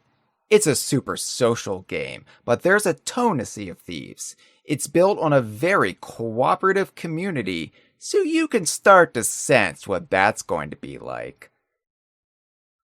I'm worried, Jeff, because the way that is phrased, it sounds like they want to do another Minecraft movie. As in, a suburban family or a gang of teenagers, they get sucked into the video game world, but it's real? Jack Black would say, Jack Black would be like, "Ridity." Yeah, no, that's what I have in my show notes. You did. You do. You have it. You literally have it wrote down. I have that onomatopoeia exactly transcribed. So I thought like a Minecraft movie, or I thought The Rock Jumanji. And it's like, shit, Jack Black's in all of those. And so I just imagined this crew of 4 teenagers, but in their pirate avatars. So you get the sexy girl who, like she's now like this buxom pirate. You get the buff teenager, but he's really a nerd. And they meet this ghostly figure, and he turns around. This is in a trailer, mind you. And they're who are you? Because it's a ghost, and they're scared. And it's Jack Black, and he says, "My name is the Pirate Lord." So I was picturing, okay, so Jack Black is the Pirate Lord. Yeah. And he says, "Welcome to the Sea of Thieves." Mm-hmm. And then one of them, like, reaches out and touches and reaches their hand through his chest. And then he kind of breaks the pirate facade for a second. And he's just like, could you not, like, just because I'm a ghost doesn't mean that I want you to violate my personal space. Like, can you respect my bubble? And then he's like, where was I? Oh, yeah. The Sea of Thieves. That would be the joke they would do. Yeah. So listen, Hyle, okay, I think there's a lot of ways you could take a Sea of Thieves movie. We would like it to not have any meta-textual element of people entering the world of Sea of Thieves from a different world, right? Right. We want it to exist in the storytelling universe of Sea of Thieves. However, if they went that way, okay, there's a couple ways to do it. Now, there is, you make it sort of starring the comedic actors of a certain generation that are deemed family-friendly enough that have all the edges sanded off, like Jack Black, Dwayne "The Rock" Johnson, Kevin Hart, Paul Rudd, these type of people. And you have them enter the Sea of Thieves, and then they just gawk at everything like, whoa, skeletons! That could be one way to do it. And I hope they don't. Another way could be to go the Stranger Kids route. Now, listen, we've talked, you and I have an idea of what the Stranger Kids are, and it's not just the kids from Stranger Things, but it's like you got the kids from and these kids are aging out of the role. I don't want these kids specifically, but I mean kids that are all their equivalent. mid-20s now. Yes, right, like the next generation of what the idea would be of the Stranger Kids things. So you got like Stranger Things, Stephen King's It Chapter 1, The Haunting of Hill House, the Ghostbusters Afterlife, like this generation of people. Now, they're all getting too old, so let's go younger. But that idea of the kids go in, and now they're in the pirate adventure. Now, between the two options, I like that more because all those examples I just listed off are actually pretty good. They're better than The Rock in Jumanji or whatever. And when you talk about The Rock and Jumanji and that, I also would put like the new Anaconda in that range, even though they don't go to another physical realm. Have you seen the new Anaconda? I have seen the new Anaconda. It's actually pretty good. Yeah, it wasn't bad. It's all right. It was all right. It's a similar idea of like we take Jack Black and Paul Rudd and we take them fish out of water into a scenario, even though it's not like another magical realm. It's an adaptation of an IP where we put the kind of a cheeky comedic family spin on it, and it's metatextual because they're trying to film a remake of Anaconda. Exactly. It's not a bad movie, but it is definitely, if they went that route, it's still like, I don't know. But if you go with the Stranger Kids, and by the way, the Stranger Kids, what's great about that genre is that I think that the tweens are worse at acting, and that means they're actually better at acting. Now, let me explain. Because I think that Jack Black and The Rock are exactly good at, like, delivering the ham-fisted, rehearsed line that they're meant to. Whereas the tweens on TV, they're more naturalist because they don't know how to act. And so there's a little bit of a realism there, and you just get them excited, get them, talking too fast, and then you've got some realism. You got a little naturalism, and I like that. Now, but you talk about the Stranger Kids, and really, I don't like that we now have this modern cynical take that every time we have some like tweens in a movie, it's a rip off of Stranger Things, because that goes way back. In fact, that's the Goonies. That's where Sea of Thieves gets all its original inspiration, is the Goonies. Yeah. I think that is very in the spirit of Sea of Thieves, and the Stranger Kids, that whole modern genre is defined originally by the two Stevens. You've got Steven Spielberg and Stephen King. Whether we're talking about E.T. or the Goonies, or we're talking about Stand By Me or Stephen King's It. The original name of this genre was called The Kids on the Bikes. So The Kids on the Bikes, I think, is actually a legit way you could do a Sea of Thieves. If you did The Kids on the Bikes get sucked into Sea of Thieves, I would accept that.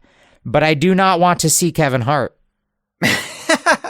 Yeah, Jeff, I think we both have a lot of thoughts, and there's a lot of avenues we could go down. Lanes, alleys, you might even say. Alleys. I think this kind of topic is right up our alley, and I think we should maybe save a lot of this for its own dedicated episode in the future, because let's do this. I think we could do a lot of pitches to each other and to our audience. Hyle, let me pitch you something right now. Okay. Let me pitch you something right now, then we'll take the calls. Okay. My pitch is that season 14 of the Kongversation, sometime this year, we do an episode, you and I, about other DKU movie ideas. Not just Sea of Thieves, but basically we'll talk about anything besides the Donkey Kong movie. How would you pitch Banjo the movie? How would you pitch Conquer the movie? How would you pitch Sea of Thieves the movie? We do an episode. You and I, we talk movies. We talk what we think is likely versus what we wish. And we talk casting a little bit. And we just freeform it. And we touch on multiple DKU subseries. But not getting into the specifics of the Donkey Kong movie, which is really its own topic deserving of its own speculation season. Sure. Let's do it. Why not? Why not? Add Add it to the list. That's what we'll do. Add it to the list. Sure. All right. The summer of Jeff never ends. Jeff, you do this to yourself. You're like, I need a break from the podcast. Here's some podcast ideas. Well, in my defense, I thought we were going to talk about season 19 today, and then a day ago, you were like, we're going to talk about the Xbox layoffs and the Sea of Thieves movie. And I was like, okay, well, this is going to be a 4-hour podcast. No. We're wrapping up. I will say, for all my concern about the Sea of Thieves movie, though, I do think Destin Daniel Cretton is a huge get. I enjoyed Shang-Chi. Its final third kind of fell apart, but that bus sequence, a lot of fun. Wonder Man, I know you haven't seen it, Jeff. Maybe the best thing Marvel Studios has ever done. Wait, I saw Shang-Chi. Yeah, you saw Shang-Chi, yeah, but I'm talking Wonder Man. Wonder Man is... Oh, I don't know what that is. I can't Wonder Man's terrific, but I don't know if he, even if he's just producing, would willingly go along with the what else you got Hollywood trap of just chasing trends, mimicking other hot movies. But I don't know. Too early to say. We'll do a whole episode about this. We'll talk about how you could make it different from the Pirates of the Caribbean franchise. They're apparently trying to fast track a 6th one over at Disney, so I don't know how that would compete with this, but yeah, at the very least, it shows that Xbox is committed to keep Sea of Thieves going, which pretty much does secure Rare's standing within the corporate infrastructure for the foreseeable future, at least. So, okay, the Sandlot kids accidentally hit their baseball through a portal, and now they have to go get their baseball, but it's in the Sea of Thieves. So do they go back in time, or is it Sea of Thieves in modern day? They go back. It's like a kid in King Arthur's court, that type of back in time portal. Yeah. Instead of baseball, because kids don't play baseball anymore. Could it be pickleball? Fidget spinner. No, they don't fidget spin anymore. TikTok? Yeah, they're doing a TikTok dance, and they fall. They accidentally throw their TikTok into the TT and Sea of Thieves finally. Oh, all right. You just saw. Okay, all right. We do have a couple of calls. Yeah. What's the phone number, Jeff? Fuck, man. I think it might be 1-202-630 Vine. That's 1-202-630-8463. You got Give it a call. Yeah. You got it. All right, let's play our first call. Hey, Hyle, it's Kremlin Cutthroat. Wanted to give you a call about the strategy of Microsoft Xbox moving forward. So from what I heard last, the top brass at Microsoft absolutely detest Xbox. They can't stand it.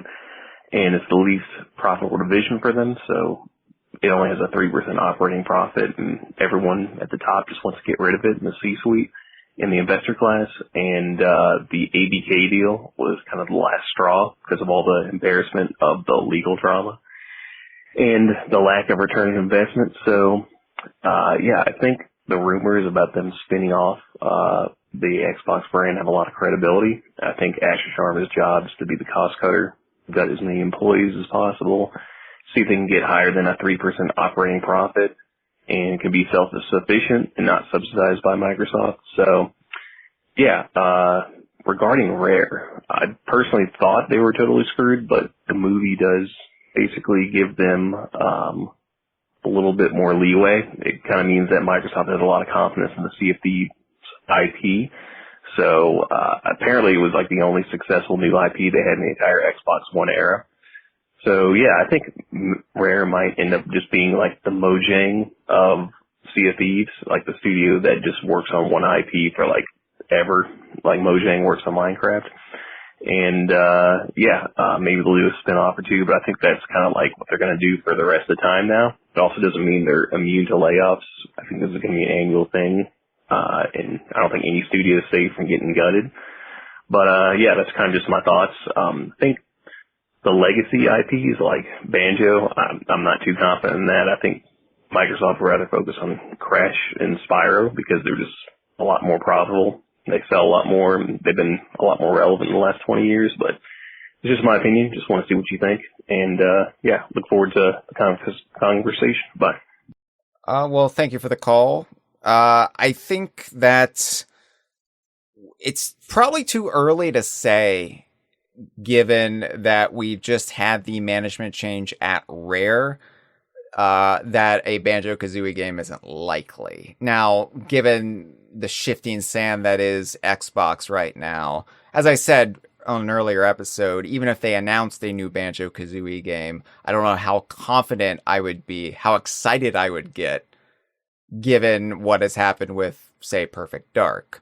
But I don't think anybody can really throw in the towel, especially with Banjo-Kazooie. I think there's more potential there than people realize. Yeah, I would say that the key word is potential. I think that there is a certain understanding of what a new Crash Bandicoot game is probably valuated at, but there is also probably an understanding of diminishing returns. Crash Bandicoot has had a remake trilogy, a new game, a racing spinoff, and a like weird multiplayer spinoff that failed in the past 7 years. And Crash Bandicoot's always sold extremely well. It's sold quite a bit more than Banjo-Kazooie, but I could see that the brass involved understanding that a new Banjo after so much time holds a certain amount of value because it has been waited for, versus another Crash Bandicoot so soon might not be seen as valuable as the last Crash Bandicoot that came out. You know what I mean? Like, yeah. the sort of the revival element of it. And you would use a revival as a test, a test to see, like, well, what is the demand for this IP? We're sitting on something. They obviously have data I don't have when it comes to market data, when it comes to social media engagement. They probably know that there's a lot of fervor around the Banjo IP. Fervor spelled F-U-R. Yes. Good job, Hyle. I'm just saying, I think that they're aware that there's a clamor for the IP spelled C-L-U-M. and there is, I think, an understanding that when you have an IP that's been dormant, bringing it back has a level of inherent interest generation to that act versus an IP that's ongoing isn't going to have that. There's a diminishment to it. So we'll see. I definitely think that the phone call is summarizing things in the most pessimistic way. That doesn't mean that they're baseless. I think that there's legitimate reasons for all the statements that were made, but to say all of those things, if they all came true, it would be pretty bad. That would be the best pessimistic view. I think that the Banjo IP, there's a value in that. I think that Rare definitely is going to use, pardon the pun, they're going to use Sea of Thieves as a buoy or maybe an anchor to keep themselves afloat as long as it is viable as a living IP. Yeah. But I don't think that means Rare can't branch out or branch their IP out to others. Yes. With their supervision.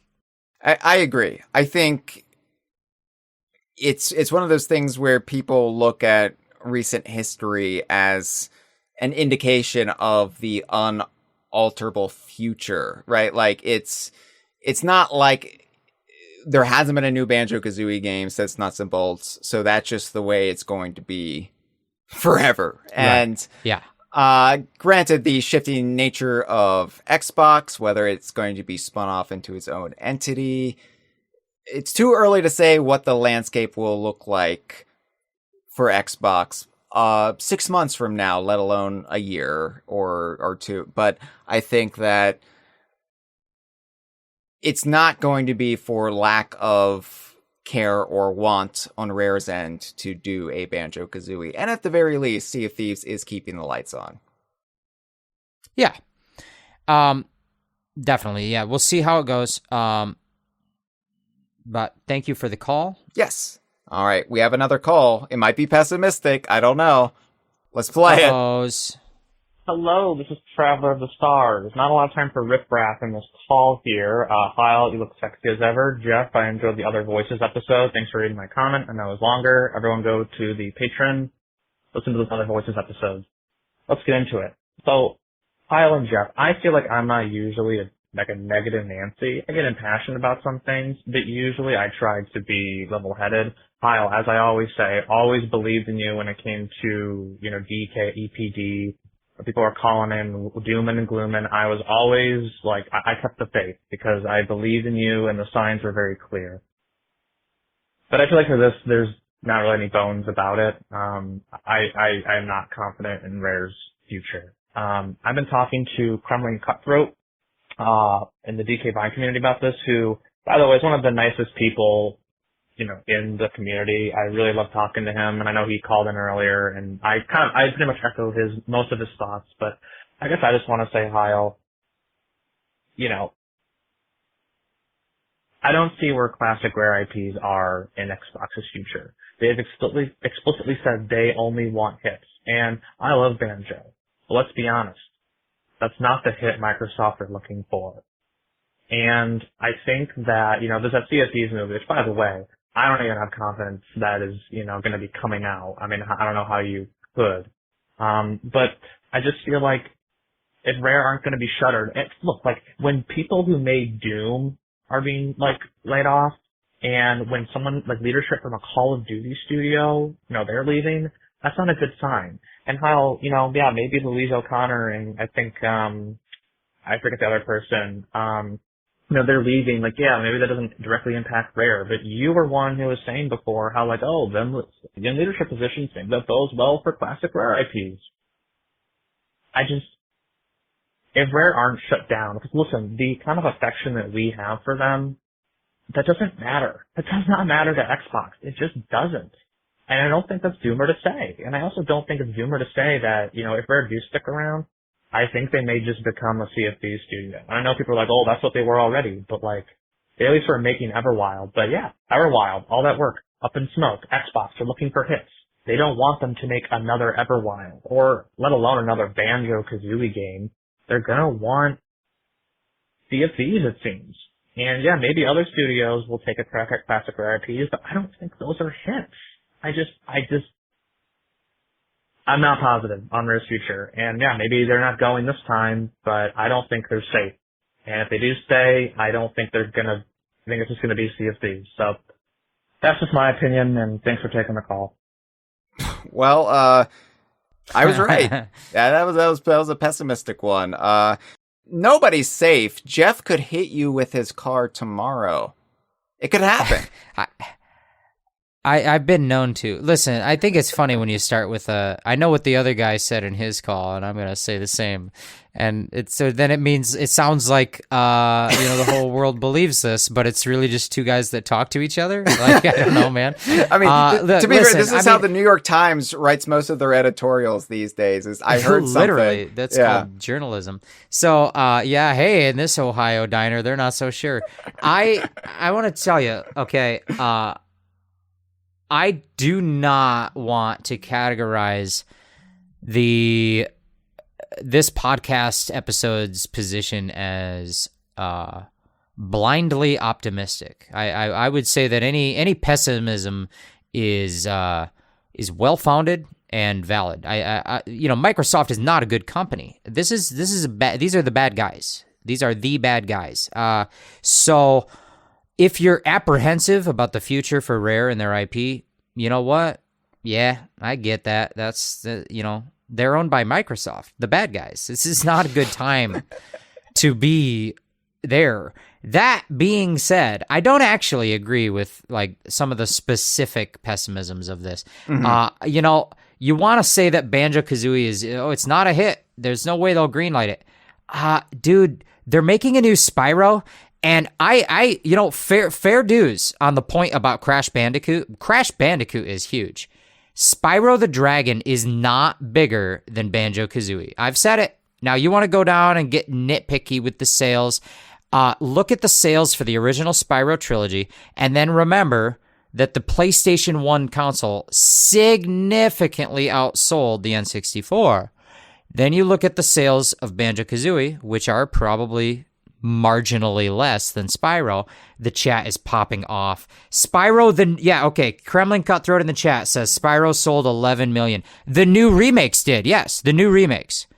So you're telling me that Banjo, a new remake, wouldn't sell well? I mean, the original Spyro on the PlayStation sold less than 5 million. So did Banjo. Now, I'm not going to keep repeating everything the chat says. They're going to argue with me. It's fine. But let me tell you, Traveler is repeating what his friend said, just like the calls happened. The Reignited trilogy sold well. That's right. It sold a lot better than the originals. Why is that something you would have predicted before they made that remake? You wouldn't have predicted that before they made the remake. That's my point. That's what I was saying before, is that when something has been dormant and it has built up momentum, you have to assume that there is some inherent value to bringing it back, that it will sell better than it did on hardware from back in the day in the 90s that had less of an install base. So the Spyro trilogy, the remakes, it sold a lot better than the original Spyro games. I'm just saying that there's inherent value in bringing back an IP that's known. Yes. This is true across movies. It's true across television and video games, is that if a brand name is known, then there's value in that, and the investors and the corporate speak people see that value. Yeah. So Banjo-Kazooie was in Smash Brothers. It's an IP that is known. I do not have the pessimistic position that they will say, oh, it's not a hit, there's no point to bring it back. They're making another Spyro. Spyro in the 90s didn't sell particularly better than anything else. So, it is what it is. Right. IP brand names that are established and known have value, and they will see that. And I'm not saying they will. I'm not saying that it is a guarantee. I'm not saying it's a guarantee that Rare will survive forever. I do think there's a very real notion that they could mostly focus on Sea of Thieves for a long time. I think that's fair. But I also think that if the Banjo-Kazooie IP gets farmed out, I think Rare would be involved. Yeah, absolutely. I think that also it's a little bit different now where they can release a Banjo-Kazooie game on Switch 2 or on PlayStation even, and you would have a little bit more buy-in from a crowd who might not own Series XS, you know? I think you could do a Banjo-Kazooie game, keep it relatively low budget, all things considered, and it could be a hit on its own terms. Is it going to be this massive AAA success? Absolutely not.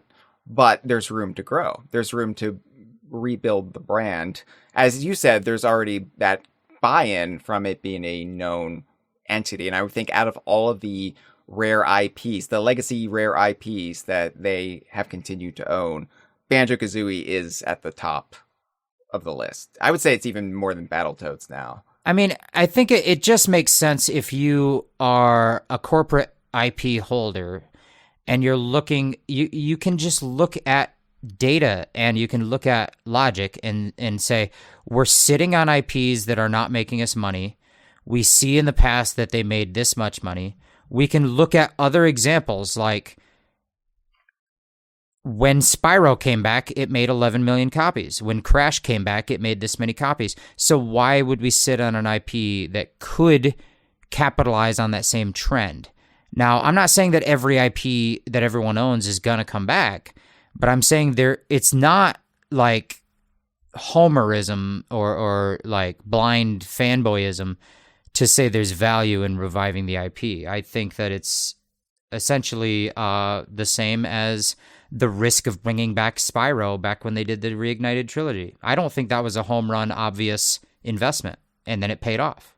And I think Banjo's in the same spot. Clearly, people are making money off of Banjo-Kazooie. They wouldn't keep releasing those damn statues from First Four Figures. They wouldn't keep releasing those U2s that I've lost track of if there wasn't money being made off of the IP. The audience is out there. You just have to cultivate it and release something half decent. So anyway, look, yeah, there's no certainty when it comes to Microsoft. We're talking about a big corporate leadership change. They could decide what's important and what's not important and change their mind tomorrow. Certainly, that is a good invitation for pessimism. So thank you for the calls, but I don't think that I think a little bit in the chat, you're acting like my opinion's a no-brainer, and you're just not seeing the realistic view. And that's fine, but it is just an opinion, and that's fine. We do have a comment from Blue Sky. Blue Sky? Kyle, we take comments from Blue Sky now? We do, because sometimes people don't want to call in, they don't want to put themselves out there, or they just can't reach a phone. They're being held captive or something. So they can send me a message, me via the DK Vine account on Blue Sky. Send me a message and I will voluntarily read it aloud. And this is from SS, not poop, it's SS Super Saru on Blue Sky. And it says, "Hello, Hyle. Hope you've been good. I literally can't call into the conversation because being in the basement of my job forbids my phone from making emergency calls like right now." This does sound like they're being held hostage. Are they reading the microfiche? They're trying to scan the articles to read what all happened in Sea of Thieves season 19? Oh, maybe they are, but let's keep reading and find out. "I'm just yearning and pleading to know how you would incorporate TT in the Sea of Thieves movie. Glorified and indulgent cameo? Post-credits teaser for the Rare Racers movie?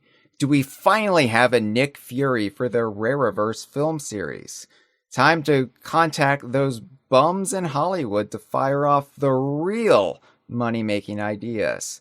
Thanks for the informative podcast. Peace sign."